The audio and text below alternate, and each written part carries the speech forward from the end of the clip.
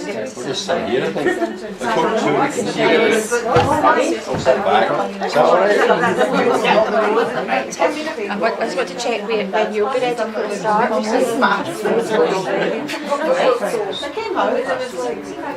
you see alright? Pardon?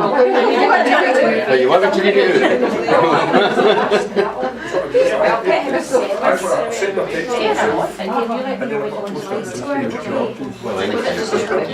So then if you want to just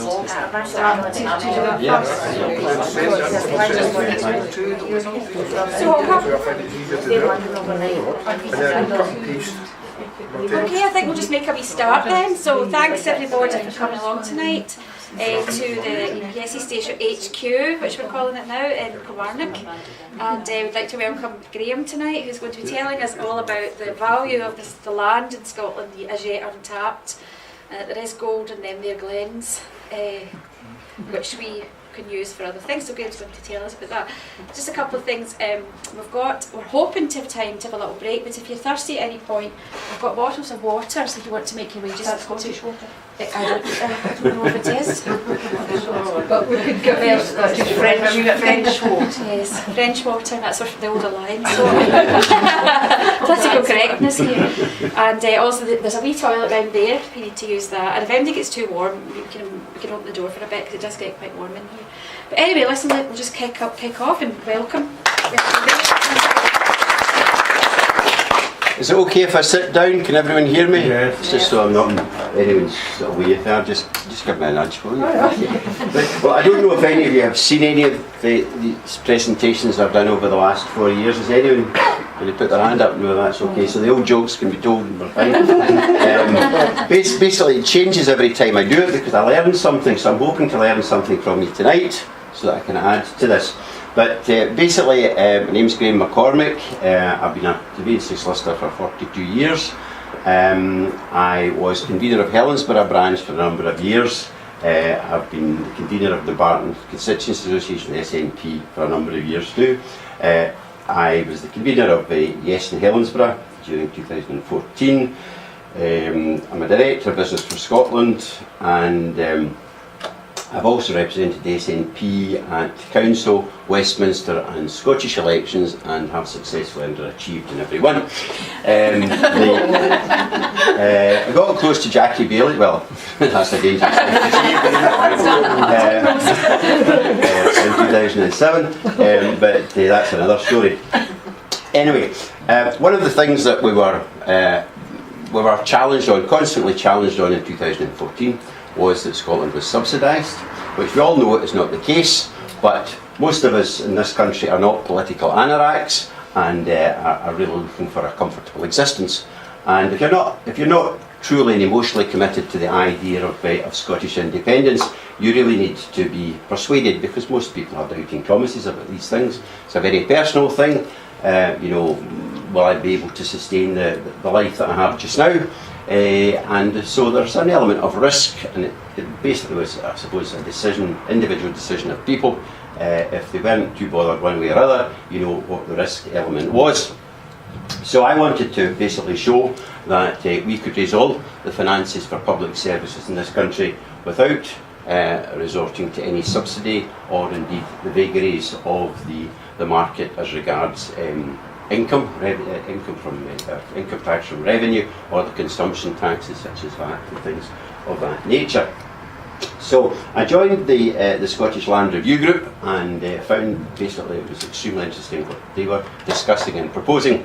But and they still exist and are a very, very worthwhile website and organisation to contact. But I did feel that their attitude to things and their proposals were a wee bit academic, and that they weren't politically saleable. So I went away and worked out a system which is a wee bit different.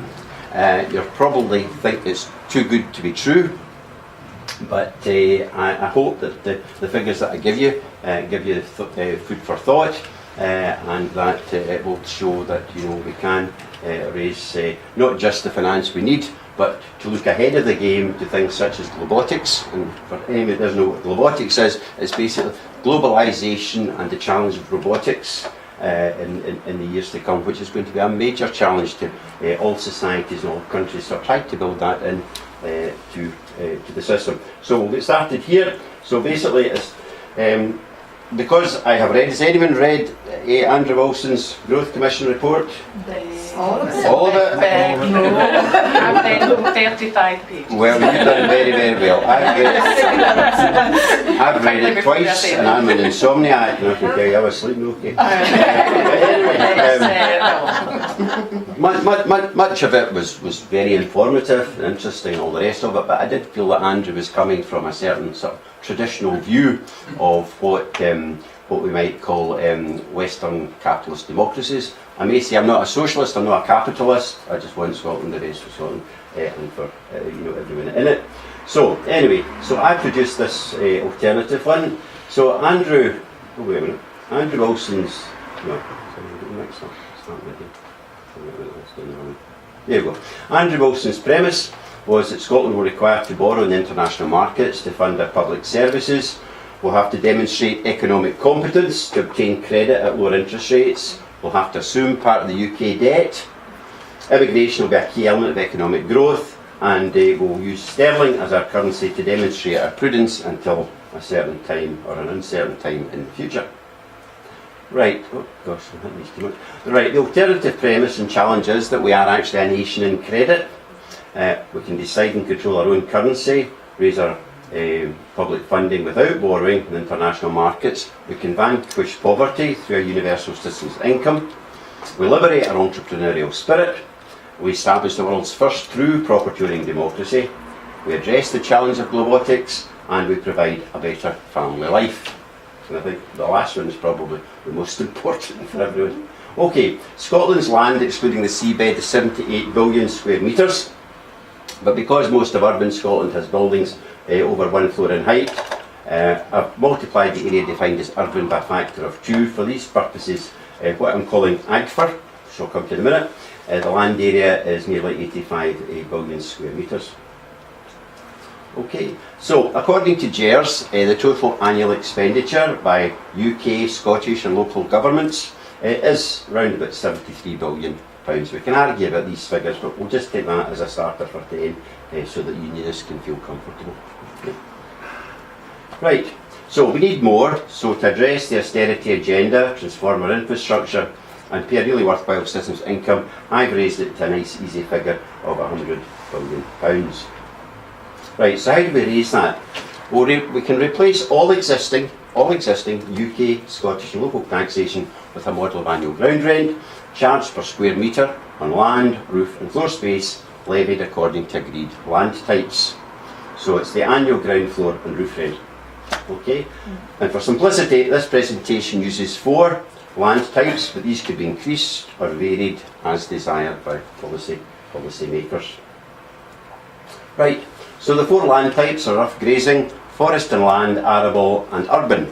And for this exercise, urban means all non-agricultural buildings and also all buildings and land in areas serviced by public sewerage systems. So that's basically all towns, villages, cities, anything that is basically served by Scottish Water. And that shows the sort of percentage of the total in the middle, and at the end, the total number of square metres for each land type. Okay, so what to consider when setting a rate? Most folk live and work in urban areas. Arable land's more productive than rough grazing, so is forest and woodland. Most amenities are in urban areas, so the cost of repair, etc., and extensive use requires more often replacement. But urban areas create greater wealth through the knowledge economy from a smaller area. You can make millions from your back bedroom, apparently. But there's also a social and environmental imperative to protect and repopulate rural Scotland. So the suggested rate for these land types is 1.5 pence for rough grazing, 4 pence for woodland, 4 pence for arable, and a whopping £7.124 for urban. And you'll notice right hand column shows the actual tax take or rent take, shall we say, AGFRR rate, and the bottom one, the urban one, it's nearly 98.5% of the total, so it's a huge amount comes from the urban the urban rate. Right, so how do you calculate your AGFRR? Well, you measure the footprint of each floor of your building or buildings, you add the area of the roof, add the area of your garden or land, you add the area of any pavement and or publicly owned verge outside, add half the area of the roadway, you multiply the total by the applicable rates, you make your return yourself online to Revenue Scotland, and you pay in full or say over 10 months, something like that. And that's a wee illustration of basically what we're talking about. The roof area, the first floor, if there's another floor you stick that in, the ground floor area and garden, the public footpath, the road, it's just behalf road it sheds, and that's how you would calculate it. So most people would do that. And there are actually websites such as daftlogic.com, you can go in and they will measure your area for you. So you wouldn't even need to employ someone to do it, or you just get out the measuring tape and work it out yourself. Right, so some variations to standalone properties. Rural settings, it's only known agricultural buildings which would attract the urban rate. Urban settings, it's combined property and garden. In tenement property, like common property, if you've got 6 flats, then you've got the area of your own flat, but then you've got a 1/6 of the communal area, such as the close, the stair, the back court, the roof, and any kind of front garden or anything like that, and the garden. So that's going the wrong way here. And the pavement and half the road. Landowners of urban type property will be entitled to recover the AGFRR from their tenants. Landowners of agricultural land will be entitled to recover half the AGFRR from their tenants. Okay. So why would you make your AGFRR return? Well, first of all, there'd be spot checks and returns by Revenue Scotland with hefty penalties for inaccurate or dishonest returns.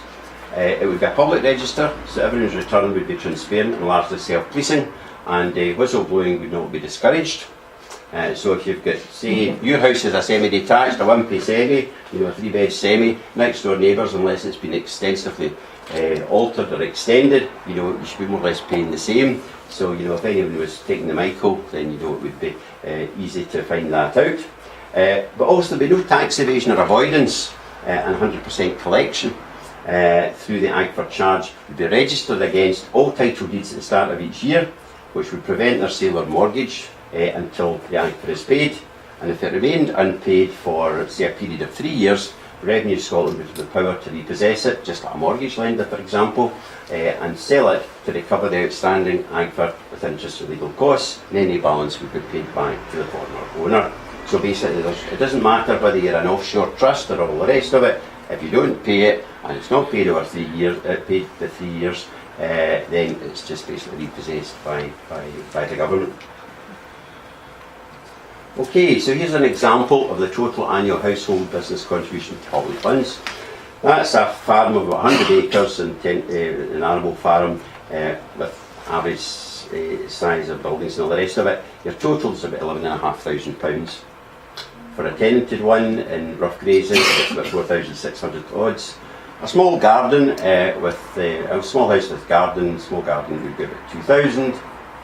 One room flat would be about 540, so the single fronted shop, so that's property roughly about 540. Now the rough grazing of 687,820,000 square metres would be 10,317,300. I'll give you that figure because that's roughly equivalent to the rough ground which Mr. Anders Poulsen, the Danish billionaire who's bought up quite a lot of Scotland, that's what he would have to pay. Now, just now, apart from possibly being liable for some rates for stocking, and I know he's not particularly keen in that, but for stocking, he doesn't pay anything for that land to Scottish Government, British Government, local authority, etc. But he has got to make a return to the Danish Treasury, because under their rules, any property or land owned by a Danish citizen has got, anywhere in the world, has got to be returned to the Danish Treasury. He will still be liable to pay council tax and commercial rates on the other buildings that he's got on his land and on his estate. So that just gives you an illustration. Okay. Right, now this is where it got really interesting, because I didn't know where I was going to go when I started fiddling about with all these figures, and couldn't believe it, but I've done them several times and I think they're pretty robust. Okay, so with a person on average earnings of 26,500, currently you pay an income tax and national insurance roughly £4,500 yearly. Council tax, I've just put in a figure there, 1169. Water rates, a wee bit for road tax. Now VAT, they reckon that if you're on average earnings, your VAT that you pay in various, say, goods and services over the years is about £5,000. So your total tax is roughly about 11,000. If you had a relatively small urban property, it would be 2,000 with your AGFRR, so your you would save something like that £9,000, £9,000 a year. Sorry, beg your pardon. No, I've already had it. I get shouted for my tea. That's our Danish guy flying up. Sorry about that. He's charismatic. That's fine. Sorry about that. Right, so that you can see, so you're all thinking, you know, what am I going to do with £9,000 a year? There's only so many holidays you can take abroad, so I've got some use for that money too, so we're down there. Right, okay, so here are some high profile examples of moral. It's currently band H, I checked it yesterday, it's currently band H for council tax for Moral Castle, so it's actually less than £2,700 a year.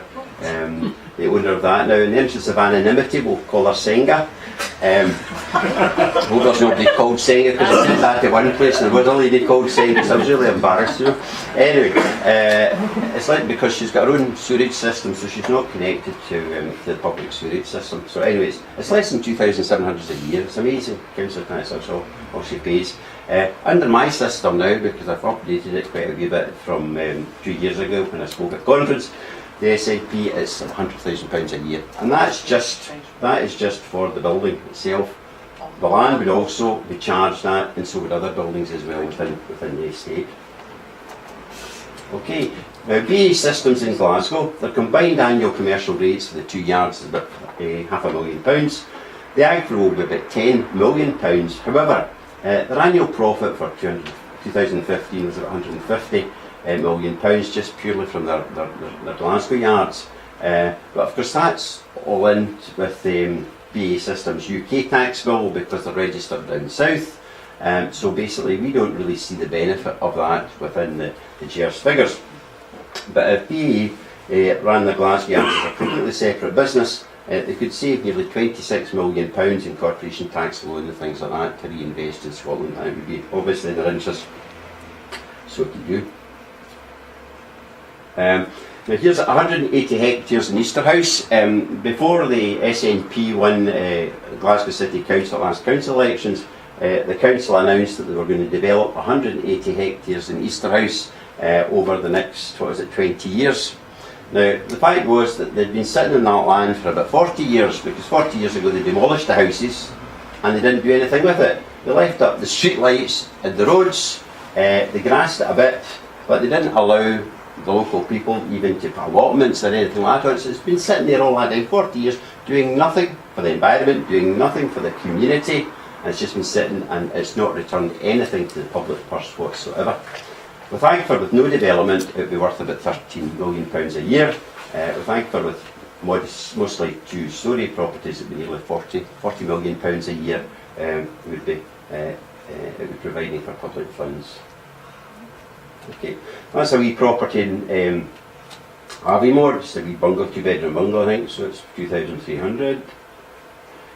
Alderman Road in Glasgow, it's the one with the car outside, or in the garden. It looks fairly thin house, but it goes a wee way back, it's got a big garden at the back, it goes back and back and back, so that's why it's a bit more expensive. Right, this is a wee development in St Andrews, which is actually started now. They're very, very small, but because it's really sort of small, it would be £1,100 a year.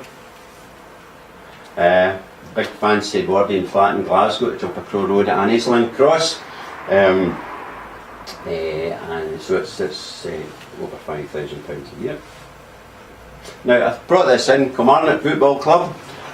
Being somebody who supported St Burnham my days, I can remember when I was a wee boy, and it was absolutely miserable every second year on Near Day, because my dad and I always came down to Kilmarnock, because St Burnham and Kilmarnock always played, and Kilmarnock always gave us a right doing, you know. So it pains me to show it, but anyway, I thought I would put that up. That is from the daftlogic.com website I was telling you about, and it's basically measured out the extent of that. Now, these measurements might be incorrect because I think I've taken in the hotel, but I don't know if the hotel is part of it. If it's not separate now, it's separate, is it? Anyway, right. Well, the hotel plus the football park, I reckon that the annual or the age for it should be would be about £500,000, but it wouldn't have to pay Kilmarnock, wouldn't have to pay national insurance contributions for their staff or any other sort of taxes involved, and that would also include whatever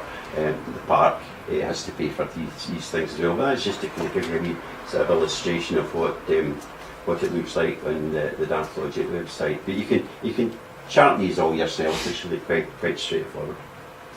Right, this is a property in Balmullo. As you can see, the guy's really keen in his garden. Modern house, and he's paying £6,500. He'll be paying £6,500 a year in that one. This is really quite a fancy Georgian property. It's actually got 4 levels in Cooper, in the centre of Cooper, big garden, etc. And so it's a whopping £11,000. Now, this is the former Co-op HQ in Glasgow, the corner of Morrison Street and Paisley Road. It was originally scheduled to become a hotel, but it was left derelict for years, and then there was a fire, and the owners, who are a Belfast company, haven't paid a penny in all these years. It's been an eyesore in the city, coming into near the city centre, but if there had been something similar to the AGFRR that I'm proposing, they'd been paying at least £150,000 a year towards the costs, public costs. Right, this is a wee kind of crofty place, I suppose, in the north of Abbeymoor. It's not connected to the public sewage system, but there's quite a wee bit of land with it, and so it's just over the 7,000.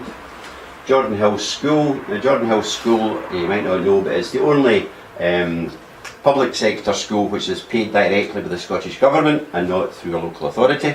So it's got a junior school, primary school, secondary school, and also quite handsome playing fields at Jordan Hill.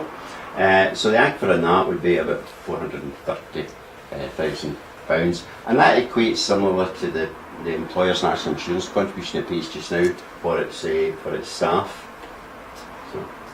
Okay, now this is quite an interesting Victorian house. It's really a very big Victorian house in Sandbank near Dunoon, and I was doing this kind of show a year past at Christmas, and it was just my luck the owner of that house was in the audience, and he just had a bit of a heart attack, and then he started telling us, I couldn't afford that, and he was telling everybody what his income was. It was really embarrassing, but anyway, it's a huge house. It's got about 10 rooms in it, and a lot of ground. And I said, how many folk live in the house? He said, I'm just in it myself. And he wasn't a particularly old man, he was younger than I am. And I said, you've told everyone what what your income is. Do you struggle to maintain it? And he said, oh yes. I said, so that's not giving you a wee hint. You might be better either to sell a bit off, or maybe downsize or something, so you're not. You don't feel so strained in your finances, quite so strained. And he said, oh well, I'll think about that. Well, he has sold the house, so I do feel as if I've maybe helped him on his way. Right, Rothy Marcus, so we up at Abbeymoor again. The state will pay something probably for stocking rates, but they'll be pretty modest. But under this system, the Grant family would be paying £1.5 million. Helensburgh, I live quite close to Helensburgh, and one of the features of Helensburgh is when it was developed in the late 18th century, there was a grid pattern, and there were these verges round all the streets and all the houses. There were these verges, but these verges don't belong to the folk that got the houses. It belongs to Luss Estates, which is basically the Cahoon family from Luss. But Luss Estates refused to cut the grass. They won't take no responsibility for them at all. They don't even take responsibility for the cherry trees. There's a charitable trust that was set up to look after them. But if you're one of the house owners and you want a new driveway in to go across the verge, or just get permission, to do that, then just to get the permission, Luss Estates will charge you £15,000 or £25,000 just for the pleasure. So under this system, lots of estates been for rude awakening because they own the grounds, so they have the responsibility for the AGFRR, and I reckon, you know, for us alone they'd be paying about 1.2 million. You know, just for the fact that they, you know, with ownership comes responsibility.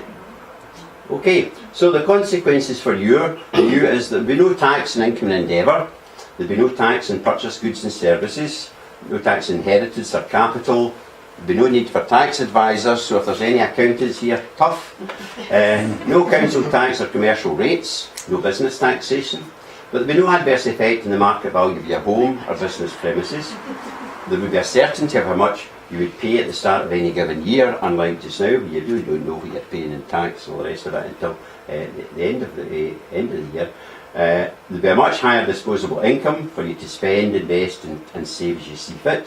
You have the opportunity to buy the land as communities or individuals at low prices, provided that you paid the AGFRR levied on them. And within the system of the £100 billion I've worked in, that every man, woman and child in Scotland could receive a weekly citizens' income of £200, replacing most pensions and social security payments. And the idea would be that 10% of that weekly citizens' income would be invested in a menu of Scottish businesses through the Scottish Investment Bank, so everyone would actually have a personal interest in the economy. Okay, so the consequences of the big landowner is, well, we wouldn't be able to sleep at night initially probably. There will be a rush by them to offload uneconomic land and buildings, thus initially reducing the market price substantially.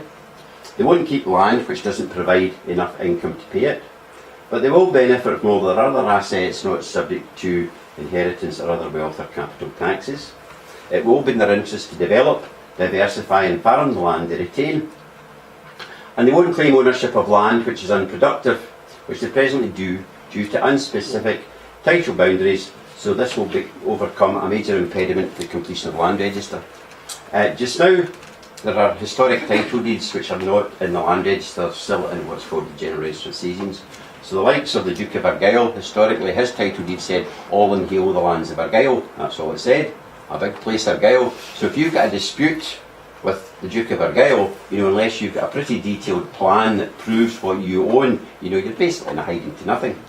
Now, the land register is struggling to complete, not just with private sector landlords, but also with public sector landowners, such as the Forestry Commission and Network Rail. Network Rail don't know what they own, because most of their titles were generated in the middle of the 19th century when the railways were being developed.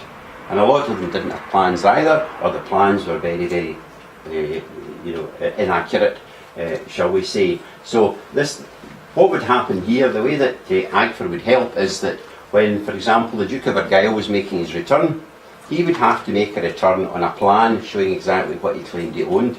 So basically, if he did that, then that plan, as long as it was relatively accurate and acceptable to the land register, that would be the one which would be used to register his title in the land register. So he couldn't start saying, well, I own this wee bit, I own that and all the rest of it. Because just now they hold on to land, you know, it doesn't cost them anything, just waiting for the Scottish Government or somebody to come along and say, we want to widen the road, can we have some land, you know, and they make money that way.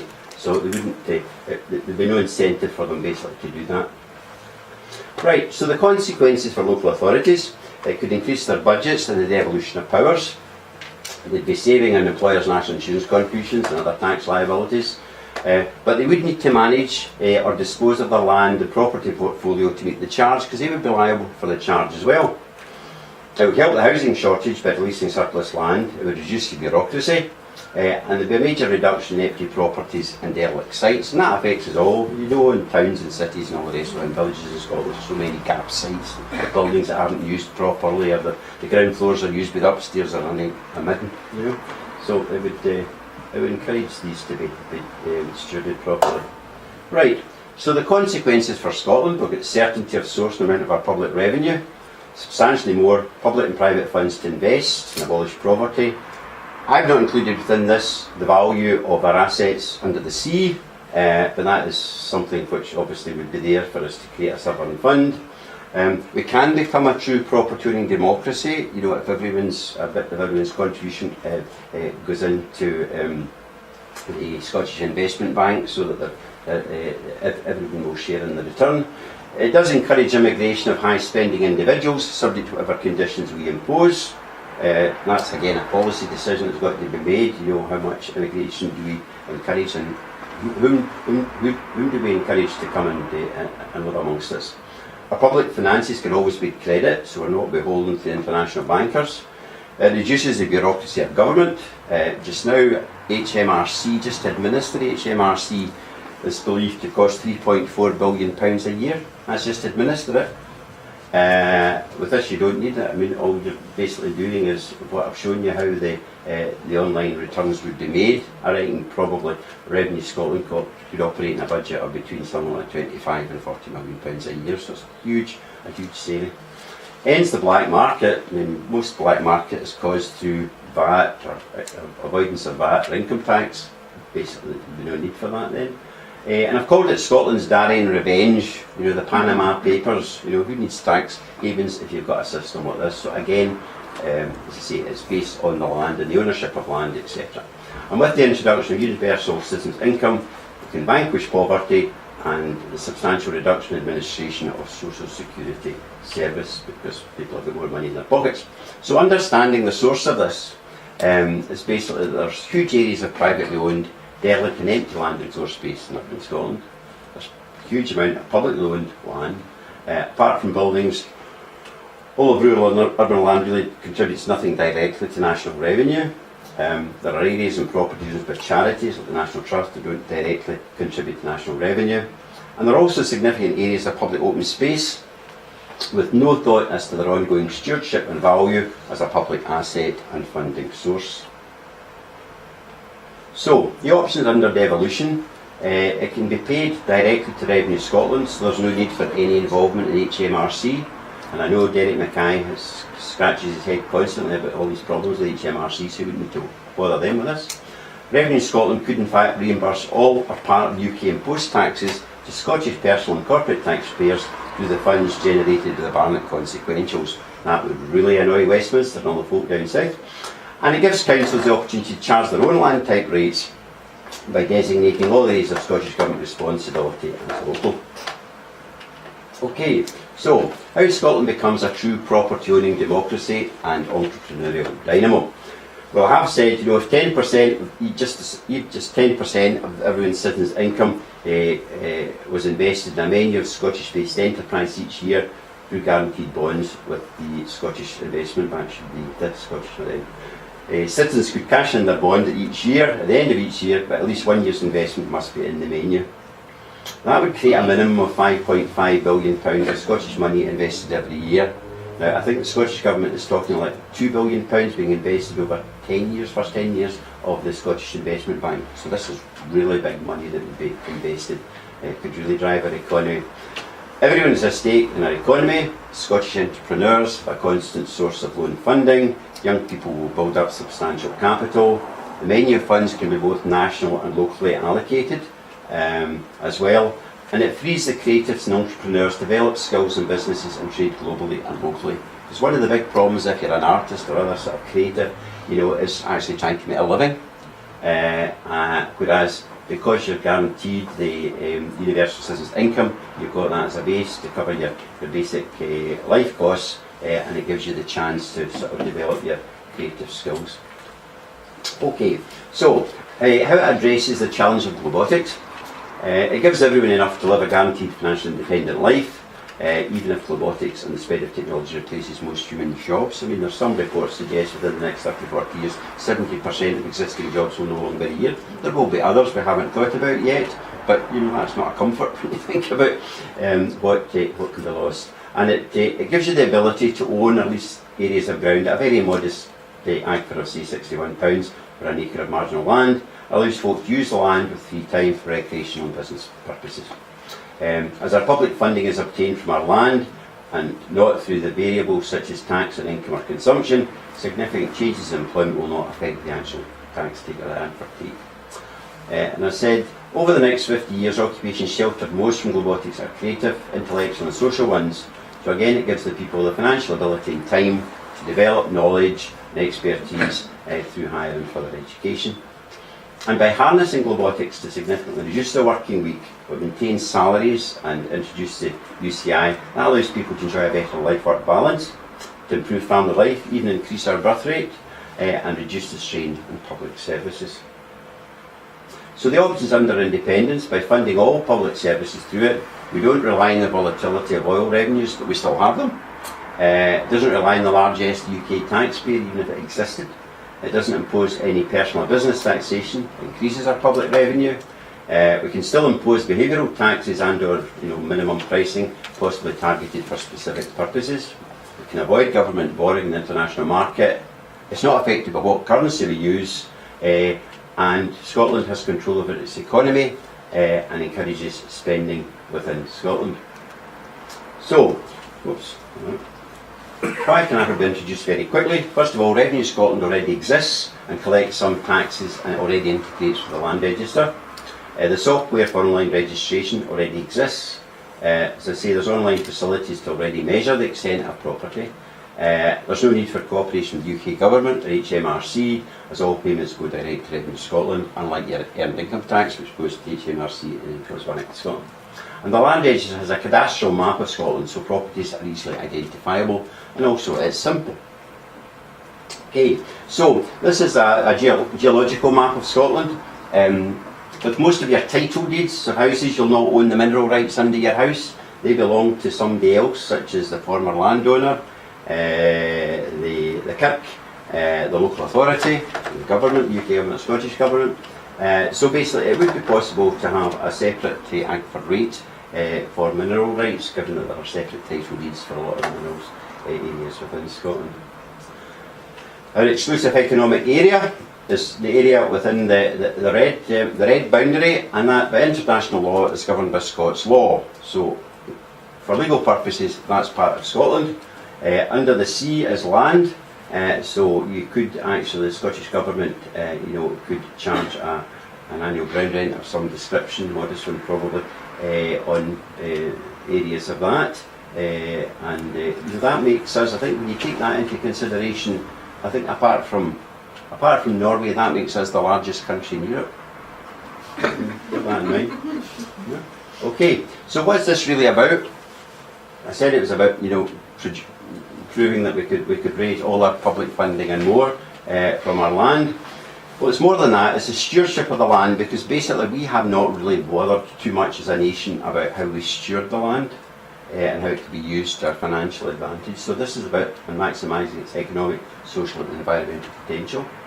It reconnects urban Scots with the land, because you've got the possibility actually to acquire land at a modest cost in rural Scotland then. Land provides an outlet for more time in your hands. You can do a bit of gardening, you can have a horse, you can do anything you like, you can just buy a bit of land and let your dog run about in it, whatever you want.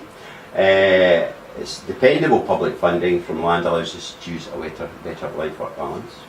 It gives us true independence with a new type of economy not driven by the global market, but enables us to even be a more significant global player. And it doesn't stop us obviously from trading. We still want to trade globally, but it doesn't mean that we are dependent on that in order to fund our public services. It provides real democratic ownership of our assets, and the great steward of Scotland taking responsibility. Now that is one of Senga's sons' titles, but in fact I view the great steward of Scotland as the Scottish Government, because basically they could introduce this more or less now, if they were a mind to do so. And it produced happiness. And the reason I put that in was I was at the Nordic Horizons conference or seminar in Edinburgh a couple of weeks ago, and there was a Danish MP who was speaking on the development of the Danish welfare state. And in fact it was agreed on the same day that Hitler became Chancellor of Germany, would you believe? And the prime movers of that didn't look on it on the basis of, well, we must have this type of social security or this welfare benefit. They said, how can we make our system so that the most people in our country are happy? And I think that's actually quite a good way of looking at it. It's a bit utilitarian, I suppose, in the outlook, but basically it's happiness and making people as happy as possible. So that's basically it. I'm happy to take any questions you would like. I'll give you my email address if you, individually you would like to know, just for fun, roughly how much you have to pay in annual ground rent in your house? I've got no pension and no job. No, I've got no money. No, but you'd be getting an annual ground rent. You'd be getting universal citizen income. A week. You get yours. A week. You get your. Well, that'd be better than no pension. Well, there you go. But there still have to be other. There still have to be other. Benefits for people, with particular social needs or whatever. No, but there would, obviously there still have to be people who, particularly challenged lives, disabled or whatever, on that. But anyway, that's the presentation. So I'm happy to take any questions that you might.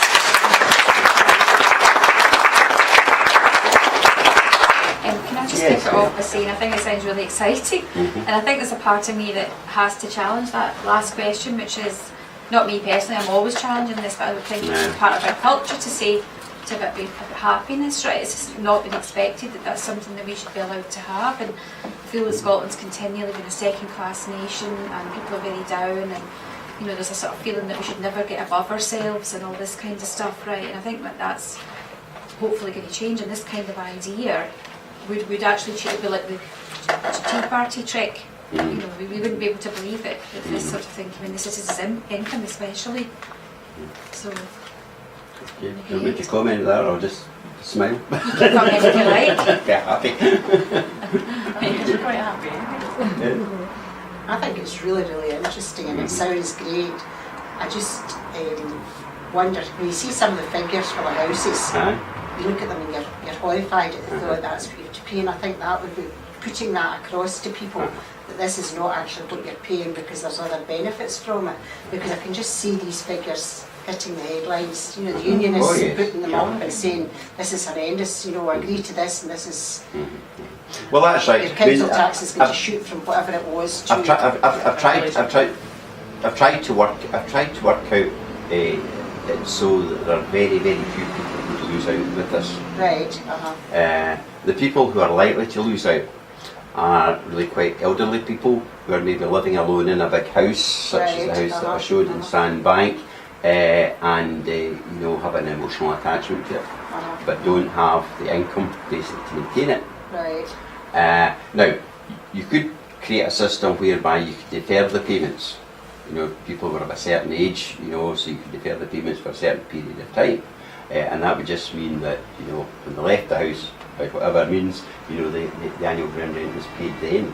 That would be possible, but they do comprise a very, very small percentage of the total number of folk that live in Scotland. Right. So I was thinking more about how do you put that across to people, but well, you have a two-bedroom council tax. You're in a two-bedroom house, for instance, and you pay X amount of council tax. You look at what you're going to pay under this, and it looks as if it's a huge amount compared to your council tax. But how do you put across to the people that this is not going to be the case, because you're getting your £800 for your universal income?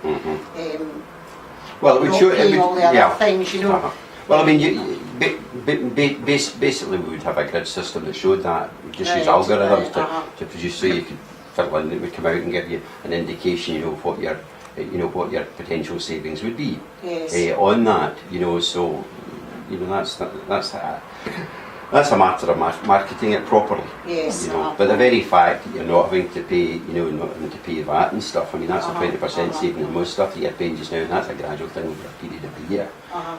You've not got your council tax. If you do pay income tax, you're not paying it. You're not having to pay national insurance contributions.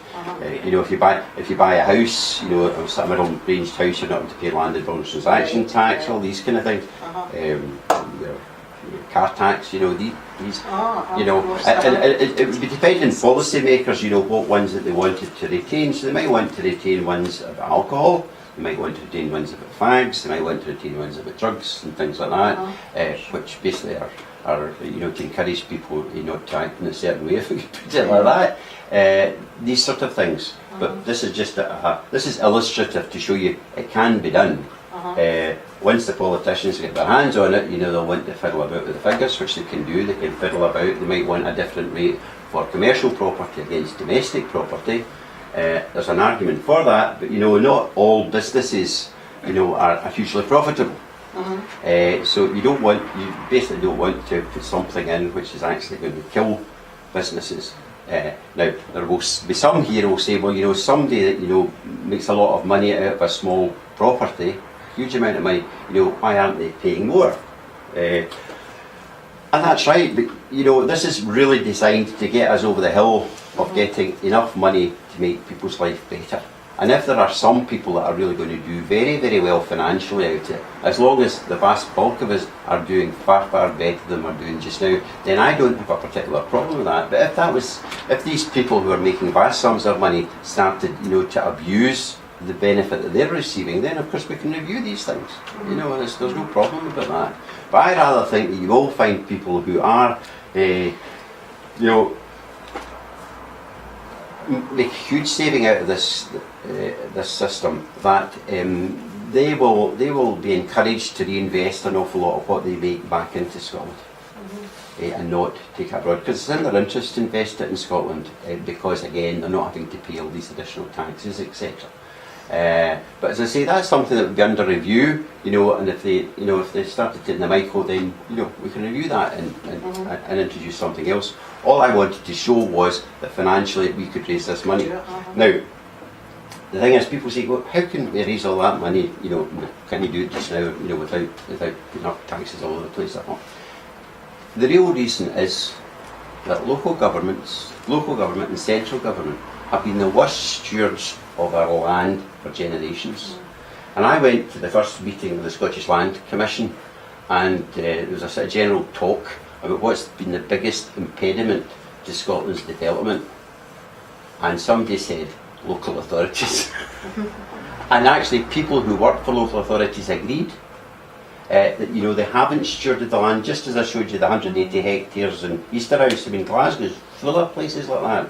You know, Drumchapel. There's I was talking to an old legal contact of mine yesterday who's acting for a guy who's bought a former school in Denniston in Glasgow, and it's been lying empty for 40 years, not a thing done with it.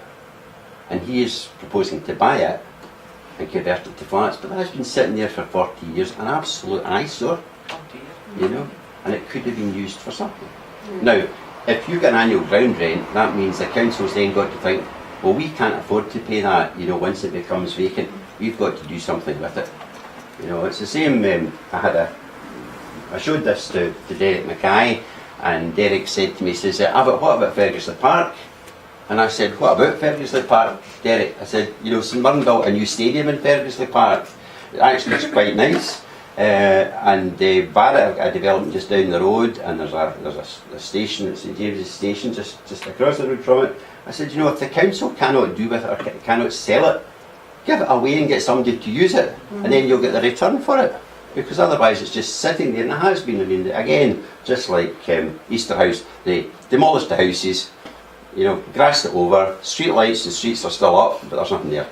You know, so it's looking at land in a different way, but it's actually, it's urban Scotland. Again, drawing the analogy with Paisley, Paisley's high street suffered quite badly over the last 2 years, and although most of the shops are properly occupied, if you look above, the first and second floors are lying empty. That's property that's not being used, but the owners would basically, you know, have to do something with it. So that it brought it back in, and that would, you know, give money to the public first, and also improve the whole environment, you know, of the town centre, and that can be replicated all over Scotland. I'm sure Kilmarnock's got bits like that as well.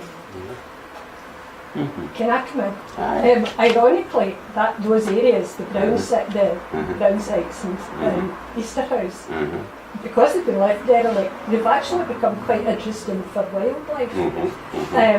And that leads me on to asking the question about charities. You mentioned charitable institute, whether it's like charitable, like there's a Bernardo's thing or something next door there, or whether it's a wildlife environmental reserve, RSPB. The rare nature reserves, they find it difficult to pay. And those things need to be there too, to help for the happiness and the health of that's right. humans. So how would that, could there be a kind of motivation for their... Well, yes, I mean, there could be exemptions and reliefs. Now, I would guard against suggesting that there's a blanket exemption or relief, because it's amazing what comes under the designation of charity. You know, and things like that. So I would hesitate, you know, to say that that should be blanket, but you know, you could either have a local, you know, a local protocol or a national protocol on certain things. But it would really, you'd still want to ensure that the charity organisation was actually stewarding the property properly. I mean, we've got a case where I live just now, Gillesland Gardens, just outside Helensburgh, and these, yeah, and they're left the National Trust. The house apparently is just semi-derelict now. It's not been looked after particularly well. And there's big fights going on about, you know, the conduct of the National Trust and that. Now there's a thing where, you know, it's not probably been as well looked after as students could have been. And so I would be reluctant to just sort of say to National Trust, oh well, you just don't have to pay it, end of story. You know, there's these sort of things, but that's an area that would need to be discussed. You've also got public parks, for example, in towns. You know, what would they do? Now, some of you might recall that Rook and Glen Park, for example, is owned by the City of Glasgow, but it's outside the boundaries of the City of Glasgow. It's within East Renfrewshire now. And in the 1980s, I think it was, Glasgow City Council, whatever it was called then, basically we're just going to close the gates. They just said, we can't maintain it, we're going to close the gates. And everyone in Eastwood, you threw up their hands in horror and said, you can't do that for a lovely park. And they said, well, start paying for it. So basically what happened, Eastwood District Council in that state said, well, can we lease it from you? So they leased it from Glasgow City Council, and I understand they still do. But to part fund that, they then sublet really a large area for a new garden centre. You know, there's been other things developed in all rest. So there are things that can be done, you know, to generate income for these things. I'm not saying that's an absolute, but that would be one way of doing it. Another thing you've got to consider is like the cemeteries. Now again, we're not particularly good at looking after our cemeteries, never have been in Scotland, but if you go to a country like Austria and Vienna, I mean, the cemeteries are places you want to go and see. You know, and they have you know, nurseries and plant centres that you can buy a plant to put on the grave or whatever you want to do. You know, there's all sorts of things you can do. This is just sort of opening people's minds to the idea of what you can do with stewardship of land, because up to now there's been no pressure on anyone to do anything with land at all. Yeah, I was just going to raise a very awkward question, but I suppose only because it came to my mind, is that what with the Ministry of Defence land? Well, they would have to pay too. Because they obviously they try to take over as much of Argyll as they can and keep that. And we've noticed that apparently that they went there before to make sure they get to keep this particular uncertain land and that by the Argyll. Yeah, they would be liable to pay as well. I mean, there would be basically no blanket exemption. There would be a liability, you know, to pay that. And of course, they would make savings too. I mean, I live quite close to Faslane. Yeah. So they would need to pay the national insurance for the, you know, the ratings and all the rest of that and whatnot. But they would be liable to, you know, to pay a kind of urban rate for all the buildings and all the devices that they have, you know, on site. I should actually work out how much it's going to be. One of the interesting things about Faslane that you might not know, and that's going off on a wee bit of a tangent, is that during the last referendum campaign, I managed to get into the base quite illegally, I may say, because the head of estates came to the Helensburgh Chamber of Commerce to say that they had a small shopping mall in Faslane and that they had units to let. So I thought, well, here's my opportunity to get in. So I said, I'd quite like to go and see that. You know, quite keen on the idea of opening a legal office in Faslane. So she showed me around and other people, and they're all the accommodation blocks. And I said, what are these for? Oh, she says 85% of all the naval ratings, naval personnel who are based at Faslane don't live here. They come on a Monday and most of them leave Wednesday or Thursday at the latest. I said, and where do they live? She says, oh, vast majority of them live in the south of England. So they just come up for, you know, maybe 4 days a week. Why don't they just move it down to Thames then? Well, Save exactly. them. But, so, not only that, they never virtually leave the base. So, I mean, we find that they spend virtually no money in Helensburgh. They don't buy houses, they don't bring their kids up. And as a result, we lose something like about £120 million a year to our local economy alone, because these people, you know, live in these subsidised accommodation blocks. And so that's how I get into base, and I found that information out. So it doesn't, you know, something like that does not actually generate money for the local economy, whereas under annual ground rent or systems such as mine, because they're paying per square metre on the build, you know, all these accommodation blocks would be paying a substantial amount of contribution. That's right. Yes. What about places like Amazon, where they might not, they've got very tall buildings, but no floors? Sorry, where's this? Amazon. You Oh, know, Amazon, yes. Well, that, you know, How that, could you work that out? 'Cause it's- again, you could work it out on the basis of height. You know how many you could have an assumed number of floors for a certain height of a building. You could do something along those lines. But Amazon, you know, Amazon, well, they're not contributing very much by way of tax to this country anyway. But there's a conversation to be had on that. I mean, one of the things, and again I'm going off on a tangent, but one of the things Amazon and some of these other companies is very good at is delivering things. And we're coming to a stage now, you know, where it's becoming more and more difficult for Royal Mail and people like that, you know, because people aren't getting letters and things of that nature. So maybe if there was to be a discussion by central government with the likes of Amazon and say, well, look, can we not develop a mailing system whereby the universal delivery covenant, which we have just now, where there is the possibility that every citizen might be seen, you know, 6 days of every week under the postal service just now.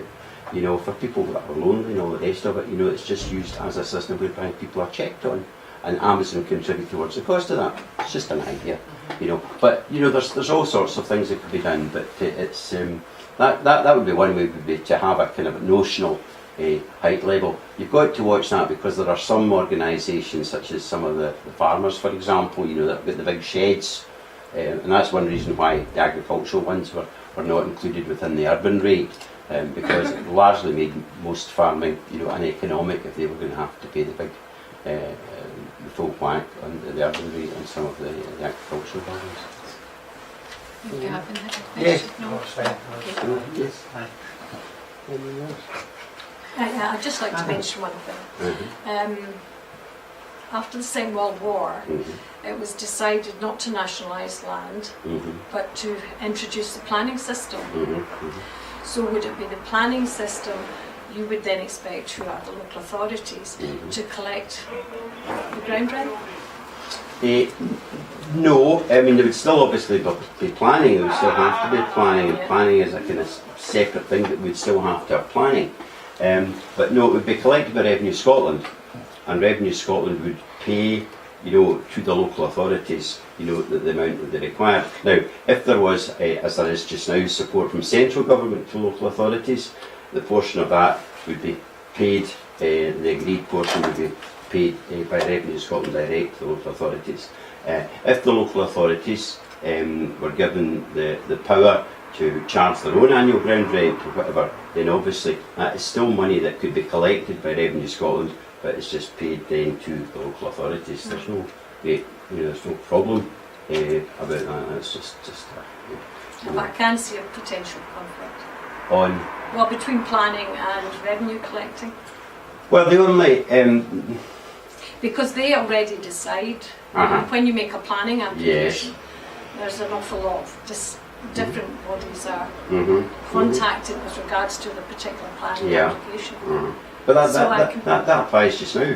So Yes, it does, you know, yes, there's a yes. there's I a can see potential a conflict conflict. just now. I Yes. can see a conflict in deciding, you know, exactly how much the ground rent should be and who collects it. Because at the moment, the planning applications that are made, the cost of that is kept by the local authority. So that they already have an income from planning applications. Oh yes. Well, I mean, planning. I understand that the cost of administering their planning departments has got to be, it's basically got to be cost neutral. It's supposed to be cost neutral. Yeah. It's, you know, that it's the applicants that pay for it rather than the council taxpayers. That's right. You know, and that, and I don't see any reason why that would change, but the actual conflict, the potential conflict you have just now, conflict of interest between the council wearing its planning hat and the council being the recipient of council tax, Yes. you know, it already exists, Yeah. and that wouldn't necessarily change unless you actually had a planning authority that was separate from the council. You know, but that's something that I don't think any political parties, you know, suggesting it at the present time. But you know, that's always been the case since planning was introduced in the late 1940s. You know? Yes. Earlier on you talked about the land registry Uh-huh. and it's still to be finalised. Uh-huh. Any idea when that's going to be? Well, the government set the land register date of 2024, and there's about actual number of properties. It's probably about 70% they've got registered now. But the big ones are the big estates, as I say, and whether it's the public sector estates or the private sector estates. I think they've agreed the boundaries of the Buccleuch estates, which was one of the first to agree with the land register. You know, this, as I say, this was be a means by which it would be hastened. It would force people that are claiming I own a wee bit of land and arguing over, you know, a wee bit of land to say, well, you know, it's no worth arguing about because they'd have to pay annual grounds rent on it. Can have it. That kind of thing, Yes, you know, yes. and that's it. And then that leaves it. I mean, that leaves it then for government either, you know, to reallocate, whether it's sold, it's leased out, it's just given away, or whatever. You know, as long as there is somebody liable to pay it. The thing is just now that all land in Scotland is owned by somebody.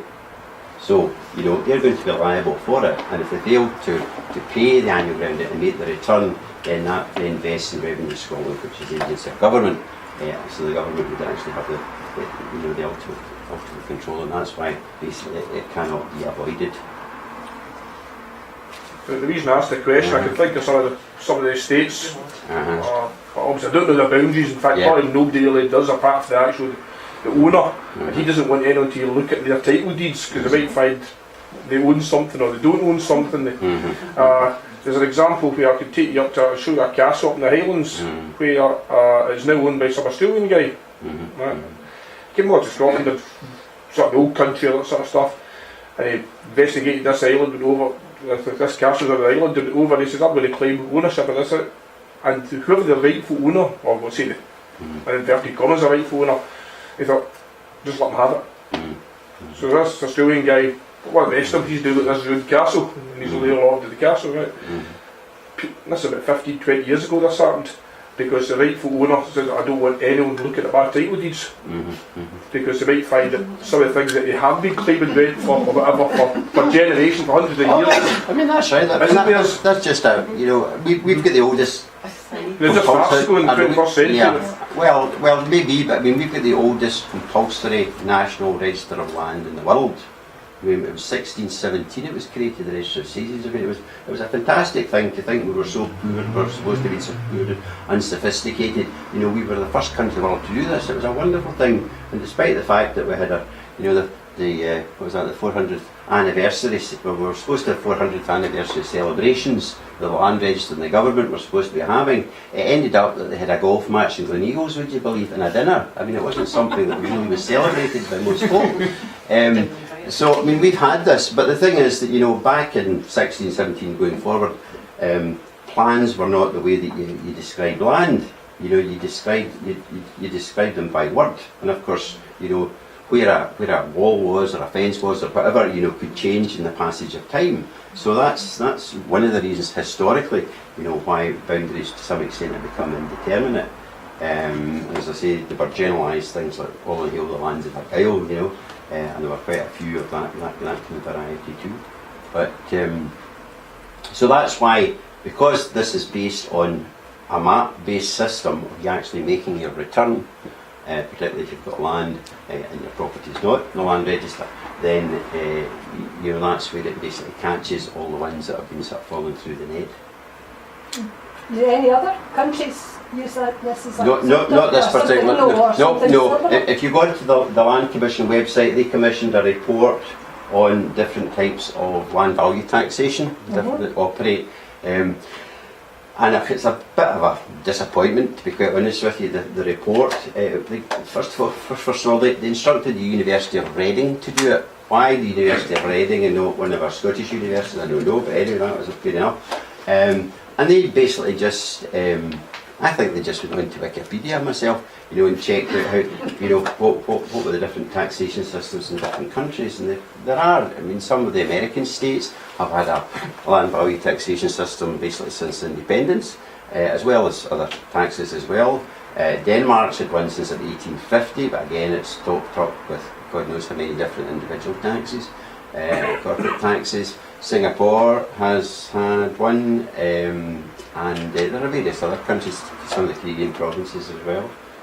So it is something, but no one has a model quite as simple as this.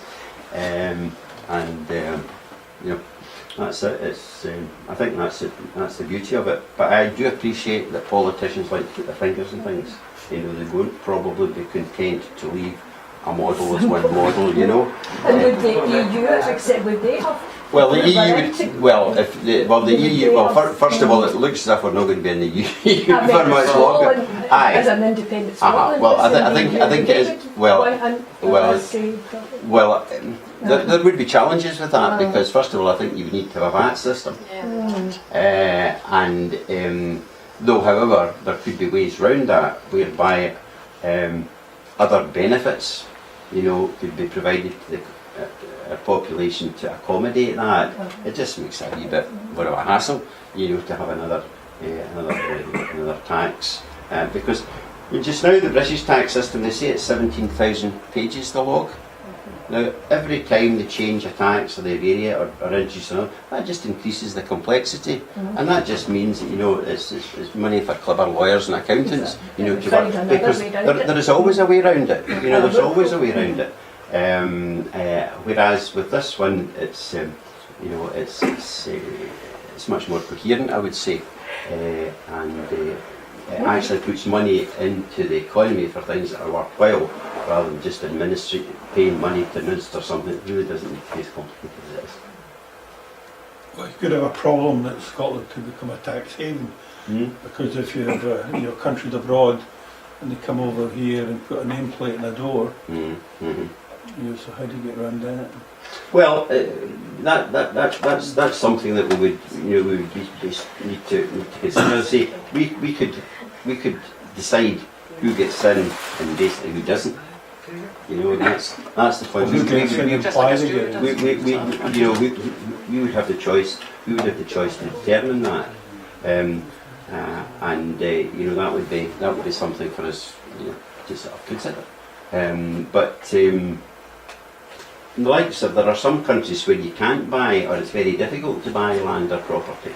In Denmark's one instance, for example, where I think you've got your resident for maybe 4 or 5 years before you can even buy a flat.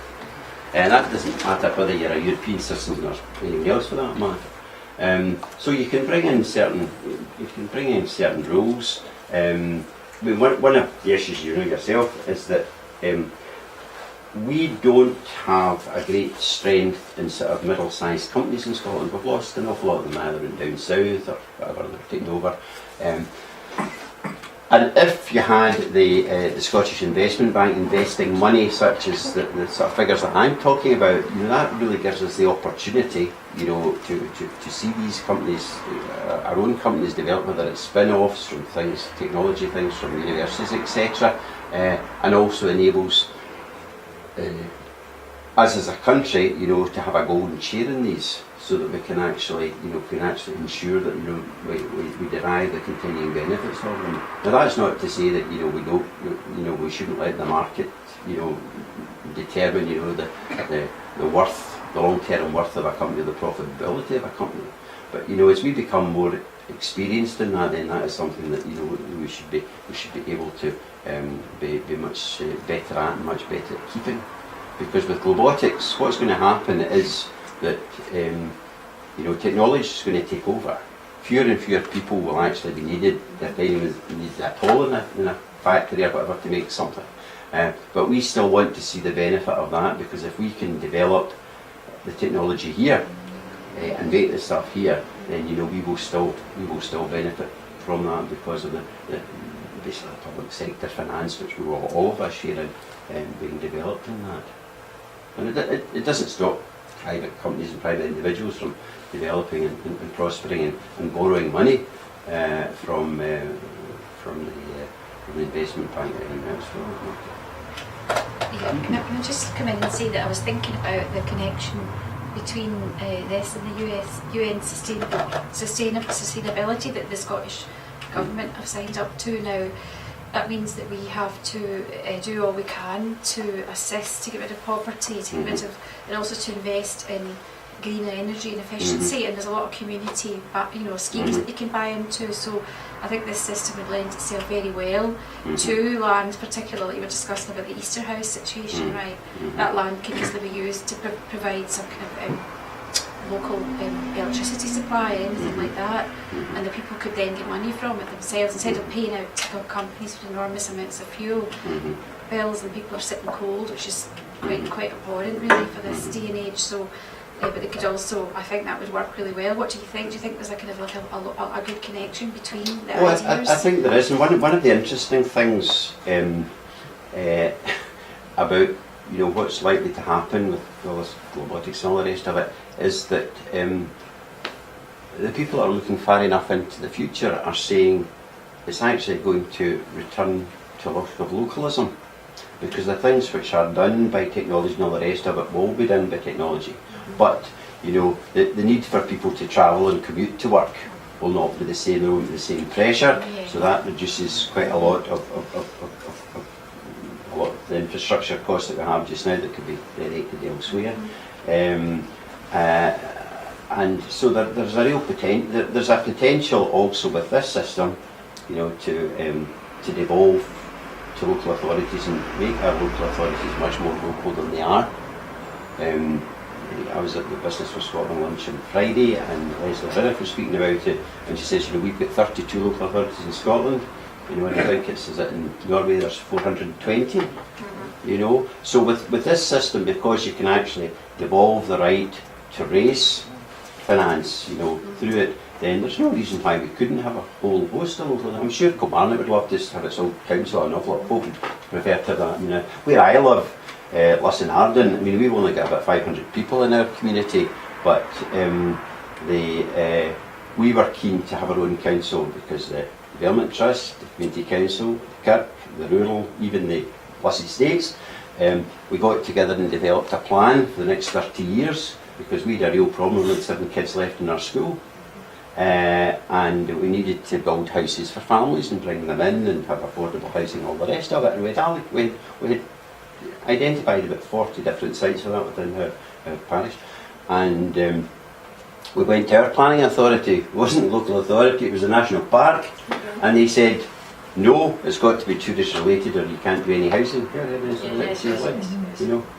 So sometimes the dead hand is official to necessarily the private sector. So we were confident that we could run our council for most services if we had the opportunity. And I'm sure that's the same everywhere. And also it increases democracy because you've got more councillors, so your next door neighbour's more likely to be a councillor than just now, when you'll be lucky if you've got an idea of who your councillors in many respects. So I would say that this sort of thing, encourages far greater democracy than we have just now, and I think that's something that we should really push for, regardless of whether this is of interest or not. I think that's something we should.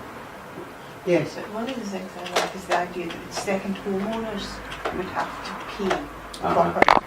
Well, that's maybe right. Stop them taking homes. Yeah, well, locally. don't want to get into a debate about silos, because my wife was a second homeowner for 25 years, having said that, but that's right, but the more important thing is not, I think, so much the second homes, but the land to make available for people to build homes, you know, whether it's in Mull or wherever, you know, so that there is the land to do it. And of course this encourages the release of land, whereas there is virtually no encouragement of the release of land just now in communities where you know, you need more housing. But this would certainly, you know, encourage that. The other thing about an awful lot of the second homes is that they're actually houses that the locals gave up, abandoned, then they moved into something a bit more comfortable. You know, so a lot of second homes are not a lot of second homes are not homes that you would actually want to live in, you know, right through the year, because in many cases the facilities or the amenities are not as good, you know, as and not as warm as a house that's actually built, you know, that's energy efficient and things of that nature. But it releases the land so that the houses can be built for people. You I know, was thinking that money may be coming in to well, it would, pay yes. it properly, Uh-huh. not just No, that's right. people coming up with food. Aye. And the other thing about, well, second homes, I mean, in Norway, I mean, there's over 500,000 huts in Norway. Now they call them huts, they're not huts at all. I mean, some are absolutely palatial. Most of them are palatial, truth be told, and that's been part of their cultural history. It's also part of historic It is. Highlands. Oh yes, I mean, That is not actually an economic problem, as I see it, Scotland. Because on the Isle of Lewis, they always had the huts they went to take the animals.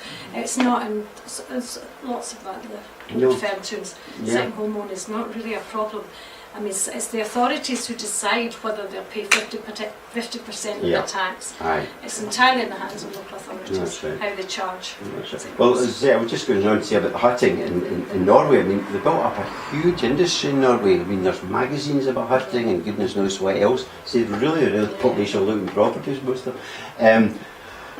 And we, in fact, I think I proposed it at the party conference about 2012 or something about having a hutting policy. We have a hutting policy in Scotland now, but I think we've been trying to get 2,000 huts or something together. We've actually got about 4 across the road from us where I stay, but be that as it may. But that is one way, you know, for example, where local landowners, whatever, you know, you could say to people, well, you know, here's an acre, here's half an acre, or whatever, as long as you pay the annual ground rent, whatever we want to call it on it, you know, it's yours.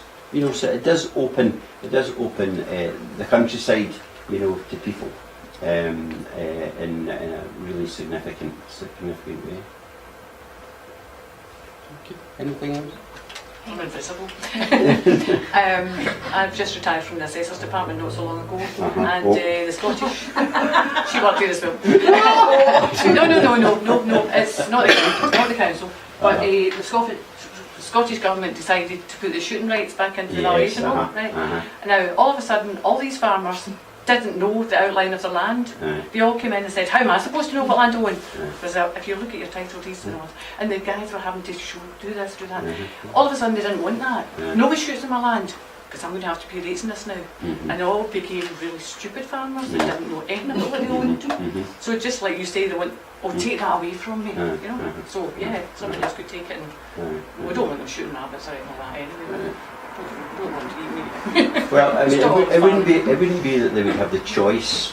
You know, if their title deeds said it was a certain area, then they couldn't say, well, I'm just giving that, I don't want that. But no. You know, that's it's not made. But you know, if there was some sort of dispute of or uncertainty about a part of it, you know, then you know, that's possibly something. So would that be the same for tenant farmers as?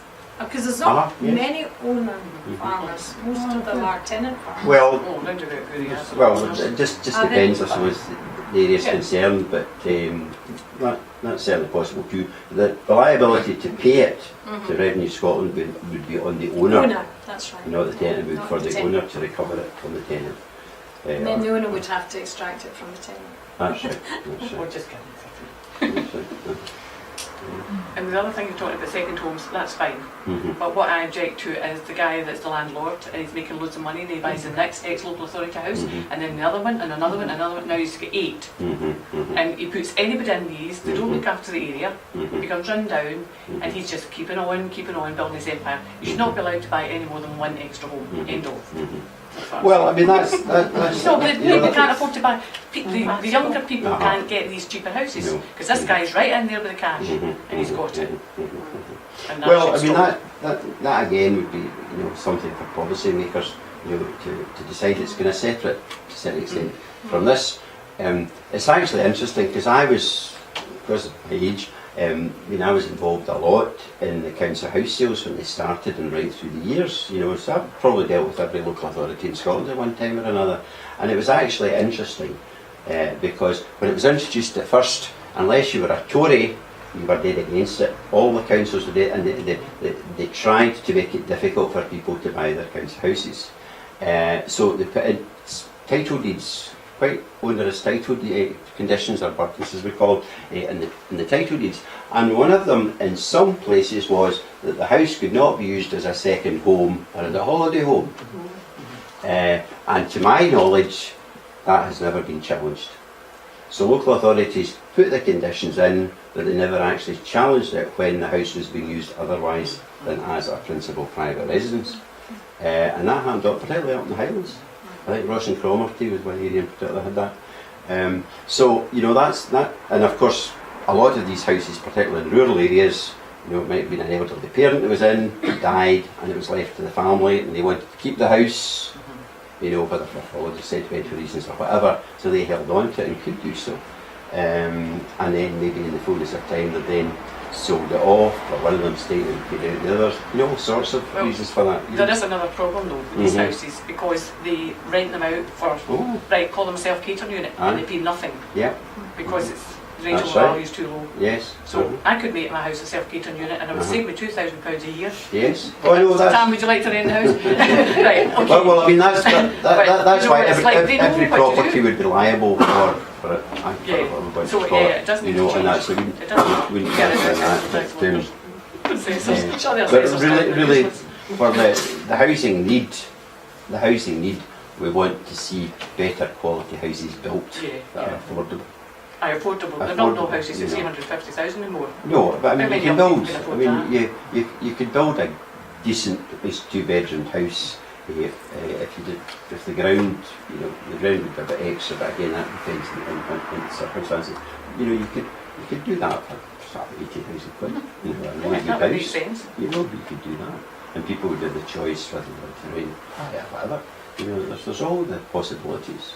I know in our area in Luss, for example, when we were eventually allowed to build some houses, the state actually gifted land, to the housing association so that the houses could be built, and then they found that there still wasn't enough money. They couldn't get enough money from borrowing. The housing association couldn't get enough money from borrowing, and the grant from the Scottish Government, rural grant from the Scottish Government. So the state came actually in and made up the difference. So having said that, they were employing 2 or 3 folk in houses, so it was to their advantage to do that. But that's the sort of thing. But it's about getting the land released. Yes. And But what about the amount of land that's owned by the royal family in Scotland?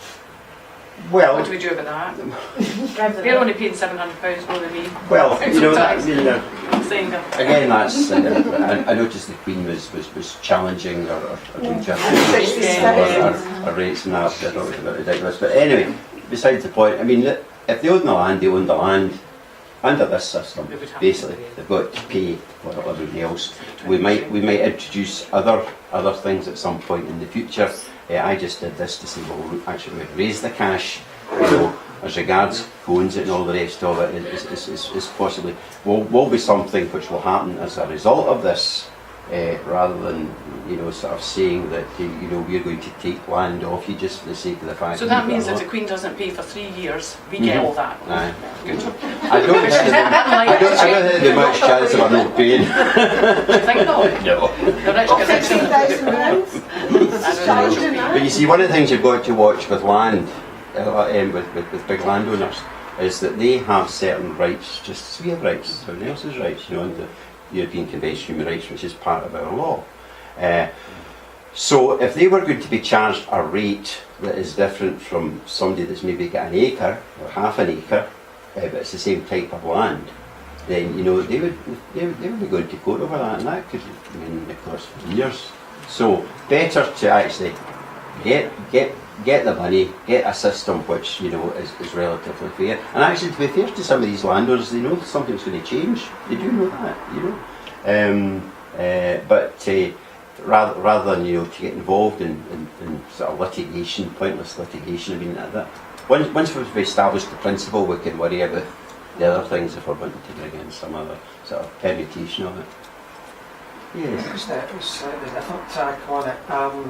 In terms of the independence campaign and the debate that's going to arise in the next referendum, is this going to be part of the agenda, or is this for a later date once we get independence? Well, this could actually be brought in just now. The Scottish Government's got the power to bring in an annual ground rent just now under existing devolved legislation.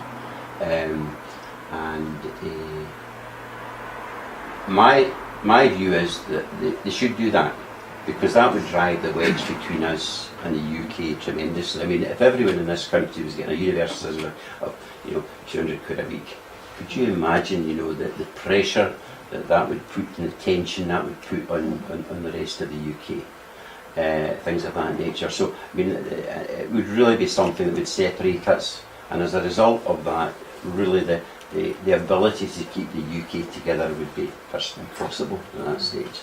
So I'm all for using this as an aid. And also the other thing to remember is that our problem at the last referendum was basically the haves. No, the have-nots, but the haves. There were too many people that were quite comfortable. They had a nice house, they had a nice job, they went there foreign holidays and all the rest of it. Why would I want to potentially risk that for something that might not work out the way I'm hoping it might work out? So there's an awful lot of doubting Thomases in this country. But if they actually see the benefit before the vote, or the potential of the vote, trying to weigh up my mind as I hear all the ideas. Are this revolt winner? We're on a wee bit of a crest of a wave at the moment. Yes. I'm just worried about the negative. Well, I haven't thought of the negatives, but I'm sure there'll be plenty. Well, as I say, the negative is the probably the elderly person, one person living in a big house, and it's probably not so much them, it's their children who are waiting for the house to come to them. I'm a bit cynical about these things, but so these are the people who potentially would not be happy with it, but they are really a small part of the general population. I mean, there was a guy, I did the presentation up in Fort William last week, and on Thursday night, and this guy had a really nice house. He just retired, and he had a really nice house in Fort William, quite a modern house with a big garden. And he says, I'm going to be hit for 6. And I says, no, you'll not be hit for 6. I said, but give me your details and I'll work it out for you. And I emailed him it, and it was working out he was paying something like £8,000 a year. But having said that, he was paying really quite high council tax. He was going to have quite a big pension. He had other things as well. So actually, he wasn't going to be losing. And of course, he was going to get his 10,000. He and his wife were going to get £10,000 each. Okay, they'd be getting the state pension eventually, but he wasn't even, he wasn't old enough for the state pension when he was I used to be old enough for it 4 years ago, Right. but now I'm not. 2 years time. Scandal. So then you could set up an app that people could just go in and just put in their details and see what. Yeah, I mean there are a lot of variables for different people. That would depend on what they spend. It depends on what they buy. Like obviously, if you're paying VAT and everything you buy. Yeah, I mean it's not beyond.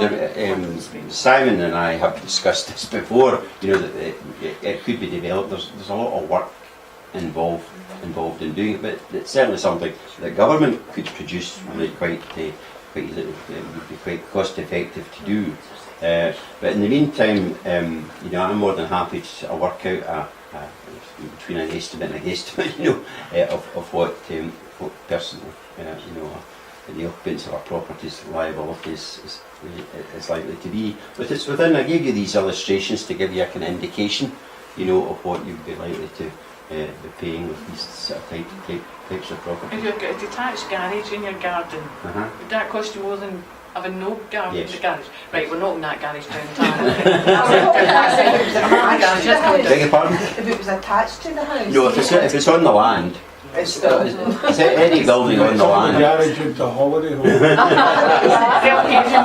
It's not that nice. It's a bit damp in winter. What information would you need then? The amount of the size of your house, obviously. Well, If you were I don't generally getting an need email. that to work it out. I mean, basically I need your address Right, right. and what type of house it is. Uh-huh. That's good to have to say or whatever.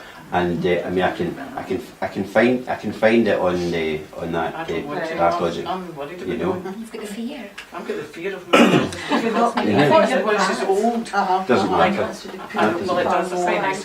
But you, why would you have the fear if you know you're going to get £200 a week? What must state pension do it? But what, you'd rather give up all that possibility for I'll a never give up. pathetic, the smallest state pension in Europe as it stands? That's why. I rest my case. Exactly. My lord. We were getting afraid that we were going to ask for the pension to be risen to the levels of Europe, and that's why they decided to just don't give them any at all. That's right. And they won't need to raise it. So you work for 50 years, you get nothing. Right, well, I was 65 last week and still no pension. Still working. And I've been doing it. I mean, it's incredible. I think is it in the Netherlands? It's something like 105% of the standing earnings or something like that. Well, we're That's the what your very pension is. bottom. I don't know, but worse than that, because I know. we've got none. But there's a fear that people have got the fear, right? This is picking up on what you were saying about the thing that would be different and what people would be against.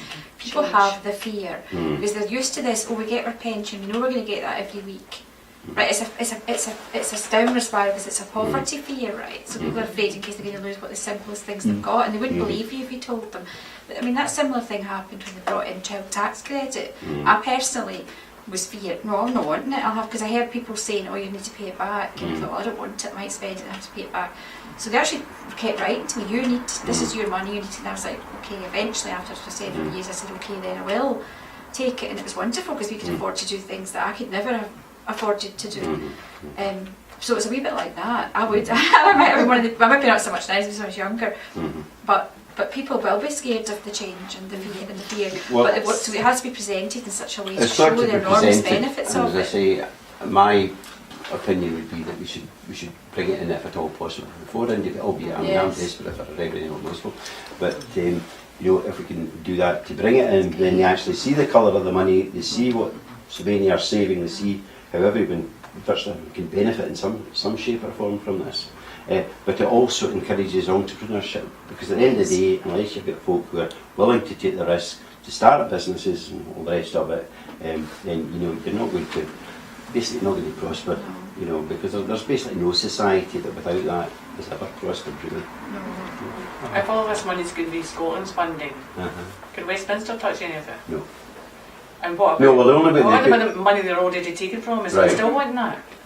No. Well, if we were devolved, that's what I'm saying. If this was done under devolution, you'd still be charged by HMRC for your UK taxes. But because of the fiscal arrangements between the Scottish agreement between the Scottish government and the UK government, Scotland is still entitled to get a block grant. So the Scottish government would use that block grant like to Faroe Islands and reimburse. Denmark. And there's actually a precedent for that, because the Westminster government decided recently that if you were a senior member of the armed forces but were a Scottish taxpayer and was liable to pay the extra income tax on earned income in Scotland, then the Westminster government are compensating these people for, you know, the few £100s or whatever that they're having to pay more because they are residents. So there is that precedent which was actually set the UK government on this already. It's just that we would be doing it in a far grander scale. So we should just charge a couple of £1,000 every serviceman or woman under a Scottish tax system like Westminster. You could work out something like that. Would they not be demanding their VAT though? You know how there was that big scandal about how the Scottish police force had to pay their fire Well, they would service still had to pay their VAT. If No we other continue to be a service that member of the UK, yes, but again, you know, as I say, it's been calculated out. These are rough figures, but you need some sort of form of sort of grid system to work out. But you could work it out that, say, £5,000 is what somebody's expected to pay in VAT in a year if they're on average earnings. So it would be worked out in something along those sort of lines. It would be fairly rough and ready, but it would be a system that could operate quite easily. Anything else? I think it would work better if we were independent. Well, I mean, it would be far better if we were independent. I mean, it would be much simpler. And not only that, so much money which is used in administration, you know, would actually be used to benefit people rather than just to be used, you know, for the sake of just administering something which just gets more complicated all the time. And that's the pitch, yeah. So does anyone get any more questions to ask or any more thoughts? How would we, if we weren't independent, how would we mitigate the rushed onslaught of people who were wanting £200 a week? Because under the current union, we would be able to prevent everyone finding now on wheels from moving to Scotland and then claiming that £200 a week. So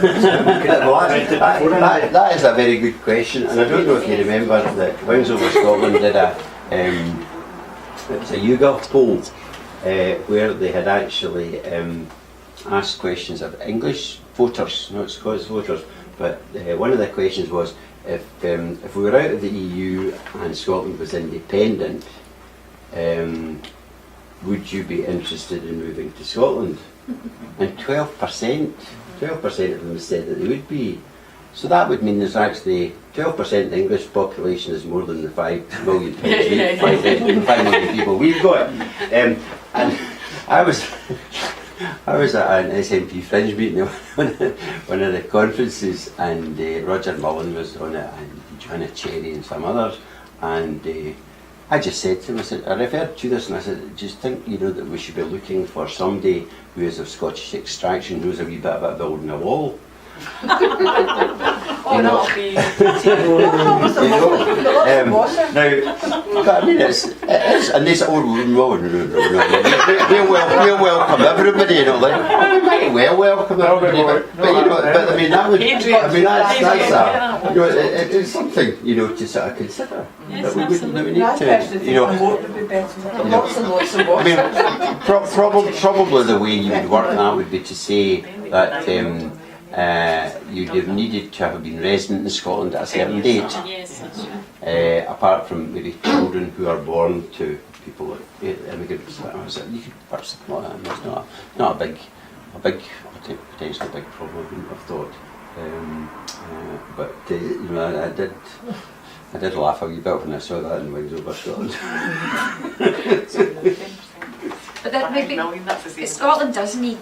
We need people to come in to anyway. Our populations. Well, I agree with that, but I think they would still be paying money. Yeah. They'd still be contributing money to, yes, like for example, Kilmarnock has loads of empty properties and shops and stuff like that. People could come here and stay and bring money to the area. So that's not a scary thing. If you've not got a fear mentality, which is what we've got just now, then you wouldn't really be that much or more afraid of people coming here. I think the fear of immigration, the xenophobia, is generally speaking because people are frightened of losing what they've already got because they don't feel they've got much control over it.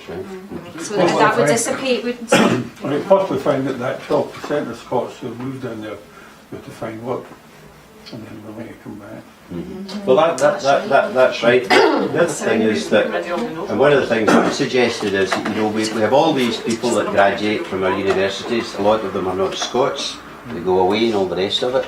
So what the Scottish Government should do is they should offer all graduates of Scottish universities a kind of voucher that they can redeem within 10 years of graduating. That if they come back here, set up a business or whatever, then they can be helped to do that. And that the benefit of that is you get people that have already had an experience of living in Scotland even for a short time. And so that, I think that would help. And that actually wouldn't cost an awful lot of money, because it only costs money if they actually come. You know, and these are people probably because they're maybe up to 10 years since they graduated, have kind of got through the nonsense in their head and something that are kind of serious, you know, about having, and I say that because of the experience bonus setting up business on there. That's something we could do. The other thing is, you know, that if you take the pressure off young families, and there's huge pressure on young families, you know, because they've got childcare so expensive, for goodness knows what else. If you take the pressure off them, then they might actually want to have bigger families than they've got just now, and that would help. One of the things that's happening in Sweden, for example, just now, they are heading towards having core hours of 30 hours a week. So that is changing the work-life balance, you know, considerably. My own firm, 2 years ago, we changed our couriers from 35 hours a week to 25 hours a week with no loss of salary on the basis of we changed working practices. And we had 2 shifts and we worked with teams. So as a result, somebody that's got a young family doesn't need to pay the same amount of money for childcare because they're only based in half the day. That kind of thing. There's all these kind of things which you can do, but and whether they decide for bigger families, I don't know. But I think we've got to encourage it, but do it in an inclusive way, and also in a way that folk that aren't fortunate or choose not to have families, that they don't feel disadvantaged. And I think that's important too, because we've got plenty of land.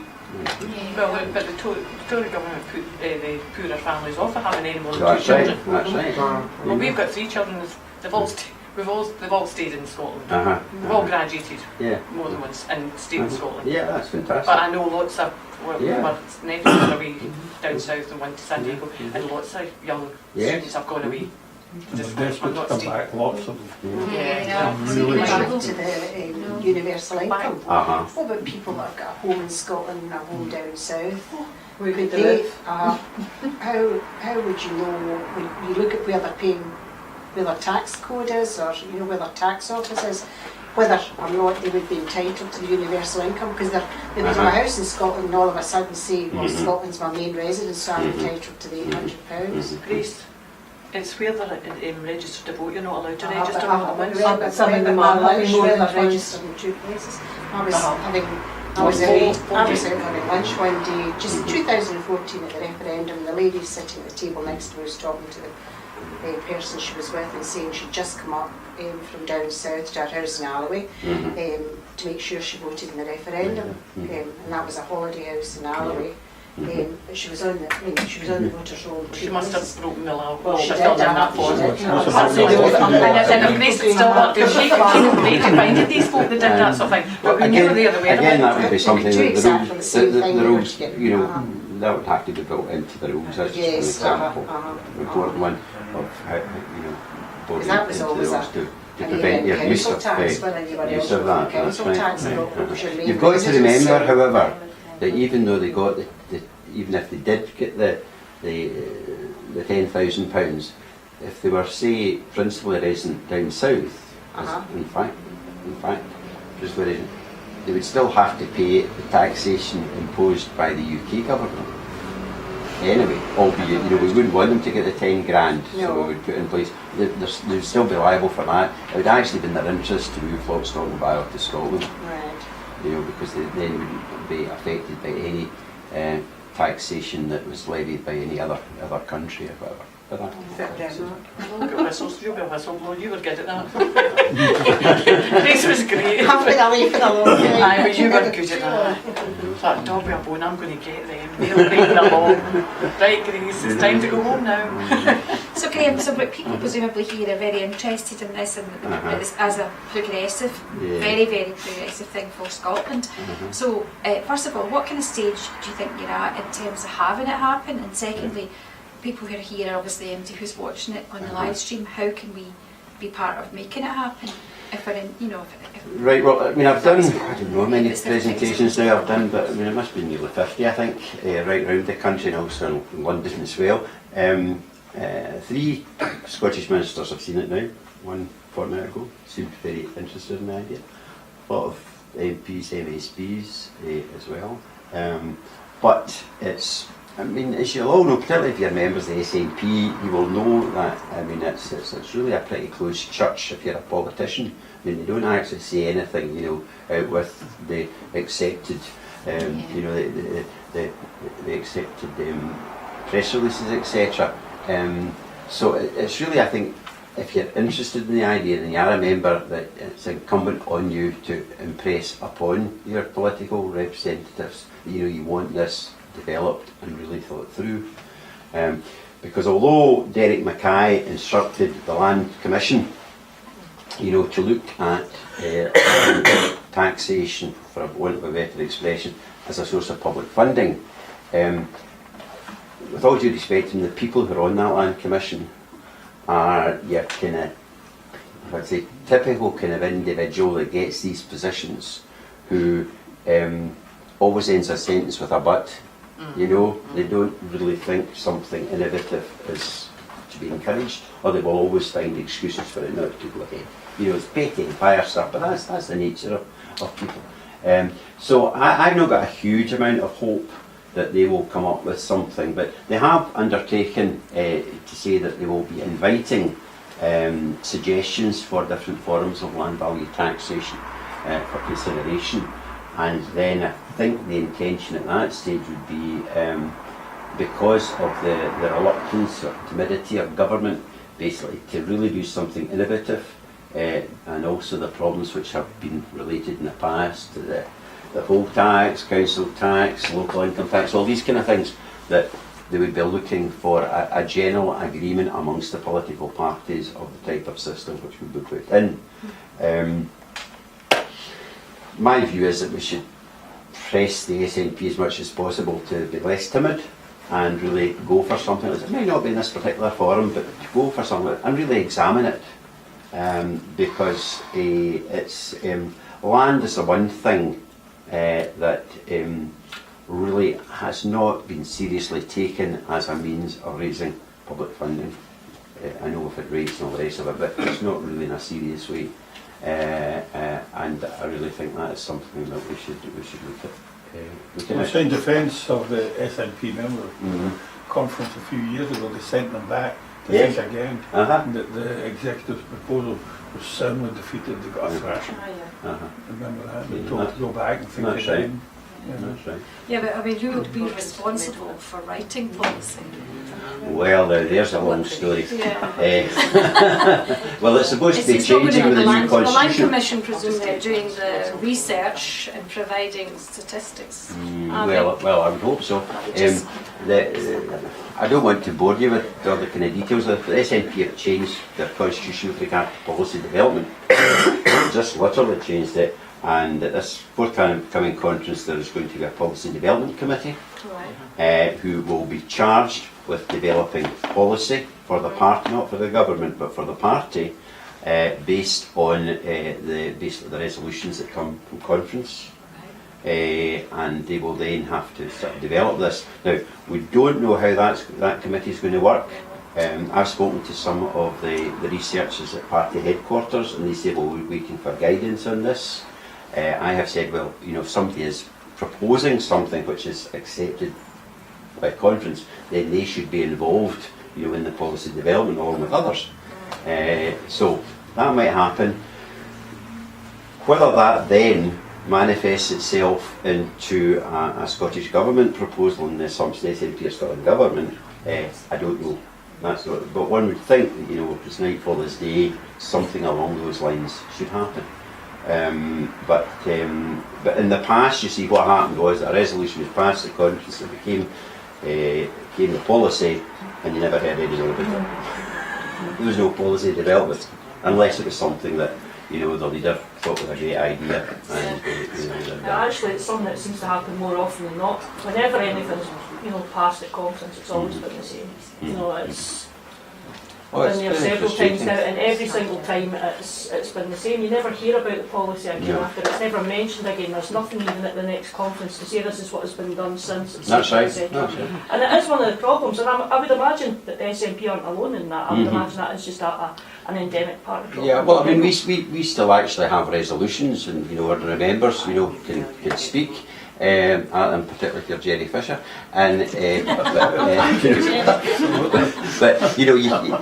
you know the SOAC, which is the, you know, up to now has the Standing Orders Agenda Committee. I mean, it's basically manipulated what is going to be discussed. Absolutely. I mean, I was on SOAC and I saw it happen for a brief time.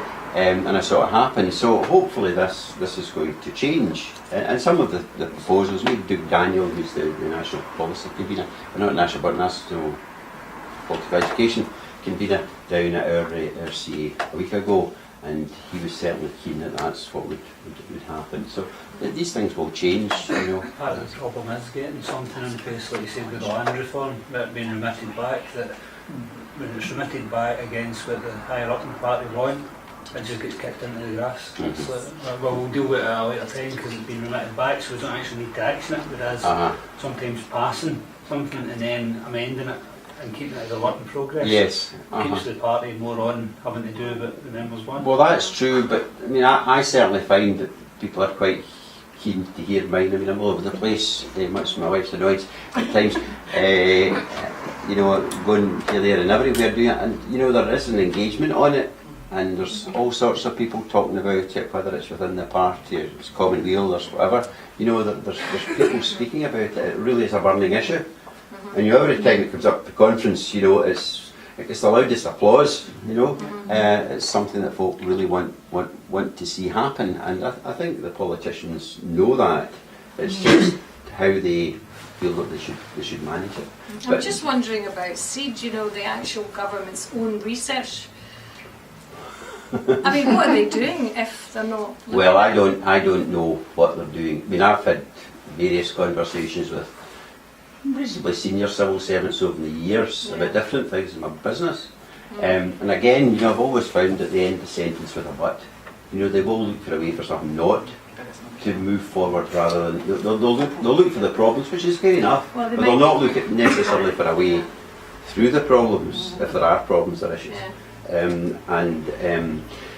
That's always the concern. I mean, I'll give you one short example. Organisation I'm in is setting up a big, a really big do with people of considerable influence just now. And we wanted, and the First Minister's going to be involved in it, and we wanted to use Bute House, well, we wanted her to use Bute House as basically the stage for it. And we were told no way could it be used because it was an SNP thing and not a Scottish Government thing. Now this is despite the fact that, you know, Theresa May uses Downing Street for everything and anything, you know, that she wants. And basically it was, no, we would be crossing a line to use Bute House, despite the fact that, you know, Nicola would be standing up as the First Minister, albeit it was being not funded by government, but funded externally. That's the kind of example, you know, where that's just a reflection, Graeme, of what we've going on. For 10 years that would be far too timid. The people that would be, we should have been hammering, you know, the landowners, people at private schools. And we should be taxing them. But these people will never vote for us, so why are we afraid of them? Well, I don't think we should ever be afraid of them. I don't think that. A private school being classed as a charity. Well, I mean, the other side of that coin is why weren't the state schools, you know, given the same rights, you know, as the private schools? That was a very close vote. You know that. I'll not go into private schools. I mean, it would cost every taxpayer a lot of money in Scotland. You know, if private schools were abolished, just from a practical point of view, because you need to fund places for these kids. I actually used to work in a private school.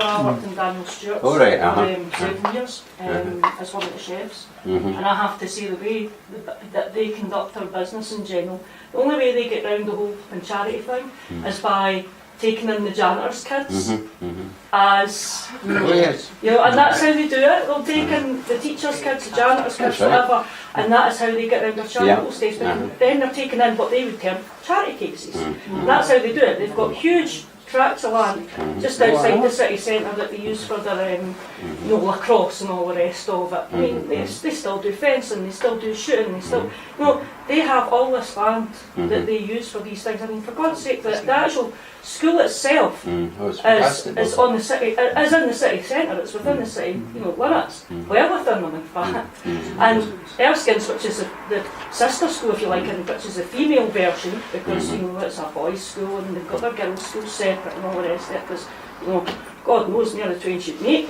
but they've got their separate schools, but huge grounds. And the amount of money they charge, I think when I was back there, and this was before I had my kids, my oldest is 20 now, so you know, we're talking 20 years ago, they were charging like £30,000 a term per child, right? What we got to spend on each child for their meal was 52 pence. 52 pence. And yet the Tories voted for their kids not to have free school meals. Yeah. It's ridiculous. I mean, the land alone, like I said, that they have, and it's prime land, and a lot of it is just grass. If you're ever going into Edinburgh along the Queensferry Road, you'll see it on the right hand side. It's got these big, massive, almost football pitch size bits of grass at the front are never ever used for anything. And it's bits of land like that we should be using. And we should be, you know what I mean? The private schools are an absolute, I'll bear in mind of that because I've seen the other side of it. And Well, if people want them, they should be paying for them, you know. That's That- right, you're not exactly. paying It's for going it. great, that's right. There's no issue with that at all. Have you had any come back from the Green Party? Yes.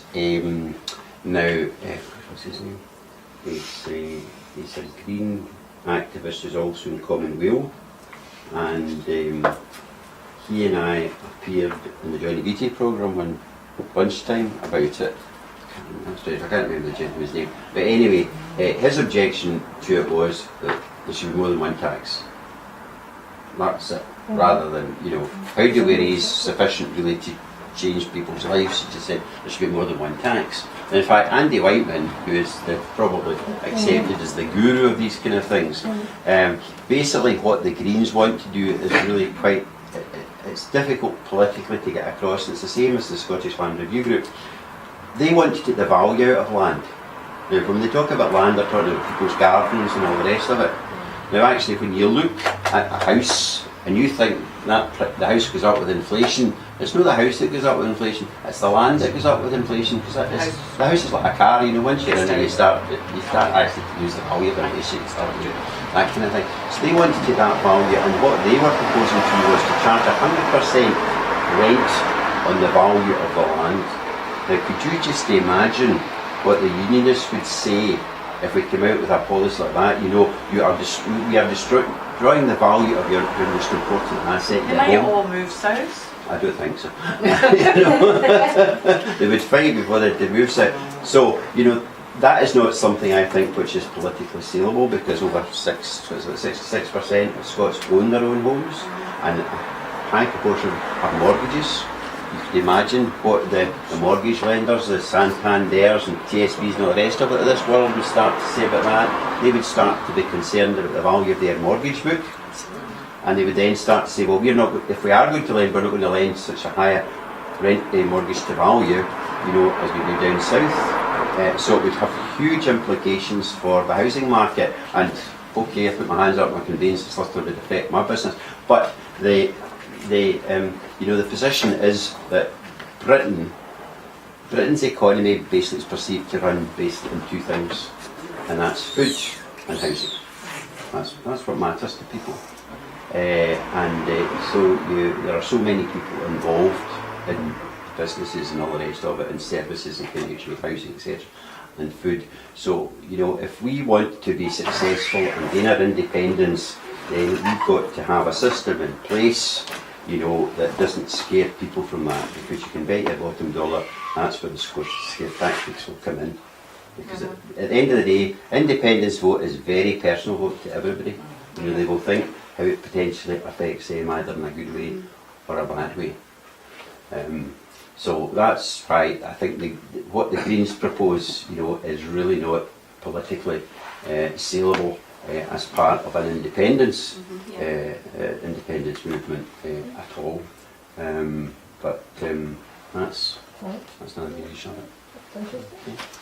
I was thinking too, you could very much pitch it in the fact of the emergency situation that the world's going to find itself in anyway in the next few years because of the climate change. So the idea that we could then already be in advance of that and ready for it by having the citizens' income as it is, the AI situation where most people, a lot of jobs won't be there anymore. Scotland's already prepared for that, and also the fact that if we've been able to create even more of our own energy locally and within each community, which the biggest pull for me would be to say we don't need to pay any electricity anymore, because that's a huge expense for people. It's quite a scandal, quite frankly, what they're having to pay, and the enormous, huge, big, massive profits that these energy companies are making. And people are sitting cold, or they're worried about whether to decide whether to eat or heat their houses in the 21st century is absolutely disgraceful. So they could pitch it in such a way that this is the answer to all of that, and I think that should be part of the. It could be part of the actual.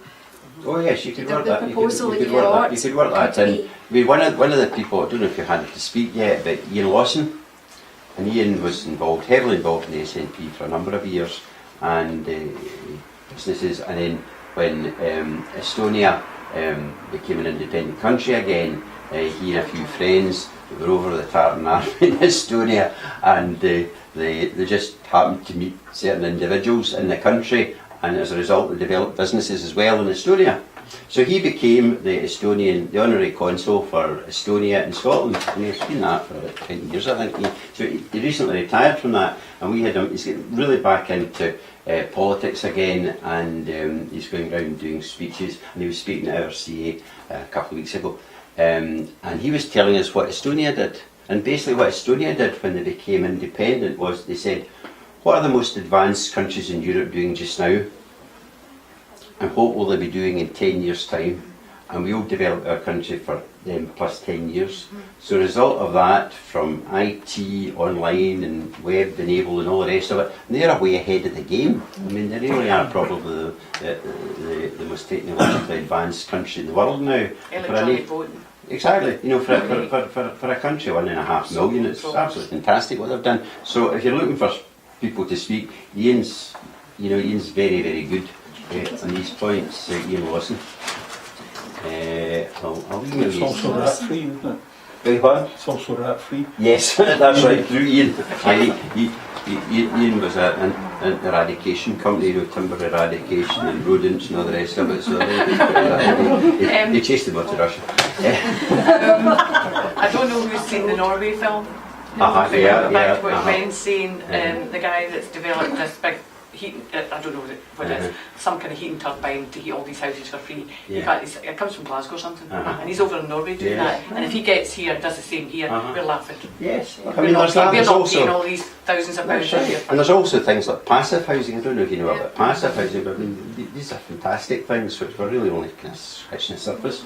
But again, rather than being too concerned about houses that are owned by second homeowners, it would be far better to build new passive housing, you know, in affordable passive housing in communities, you know, that are needing homes for folk and whatnot. But I mean, it's endless the possibilities, you know, of what we could do. We just need to have the gumption to try and do it. Still building these houses. I say again, 350,000 and more. You can build these houses that are practically nearly all of the house is a roof. And it's it keeps the house warm and it's cheap to run and kind of cute. So it's up in the forest for the fields. But they're cheap. There's a development in Clyde Bank, literally in the Clyde, and you're using the water of the Clyde to heat the homes. And it's, I mean, let's be honest, there's a lot of Clyde. That would be the same, that guy in Norway will be using the river. But they're using it now, they're building it now, so think of all the rivers in Scotland. Of course. There's real. And the sea. Don't ask me how it works, Oh, come on. but it does work. Well, the Clyde's kind of cold at the best of the times. Okay. So I'm pretty sure that we've covered quite a lot of it. I think we've done very well. I think that's a very, very interesting and hopefully a great thing for Scotland to have, in my opinion, in the sense of this. And so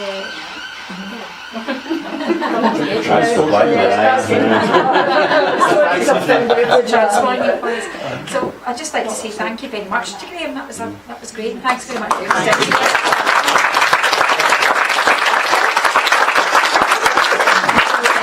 Feel free to help yourself to any home baking or biscuits or water or anything like that. Everybody who's here.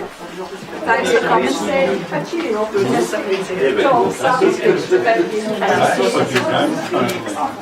Have you? Yes.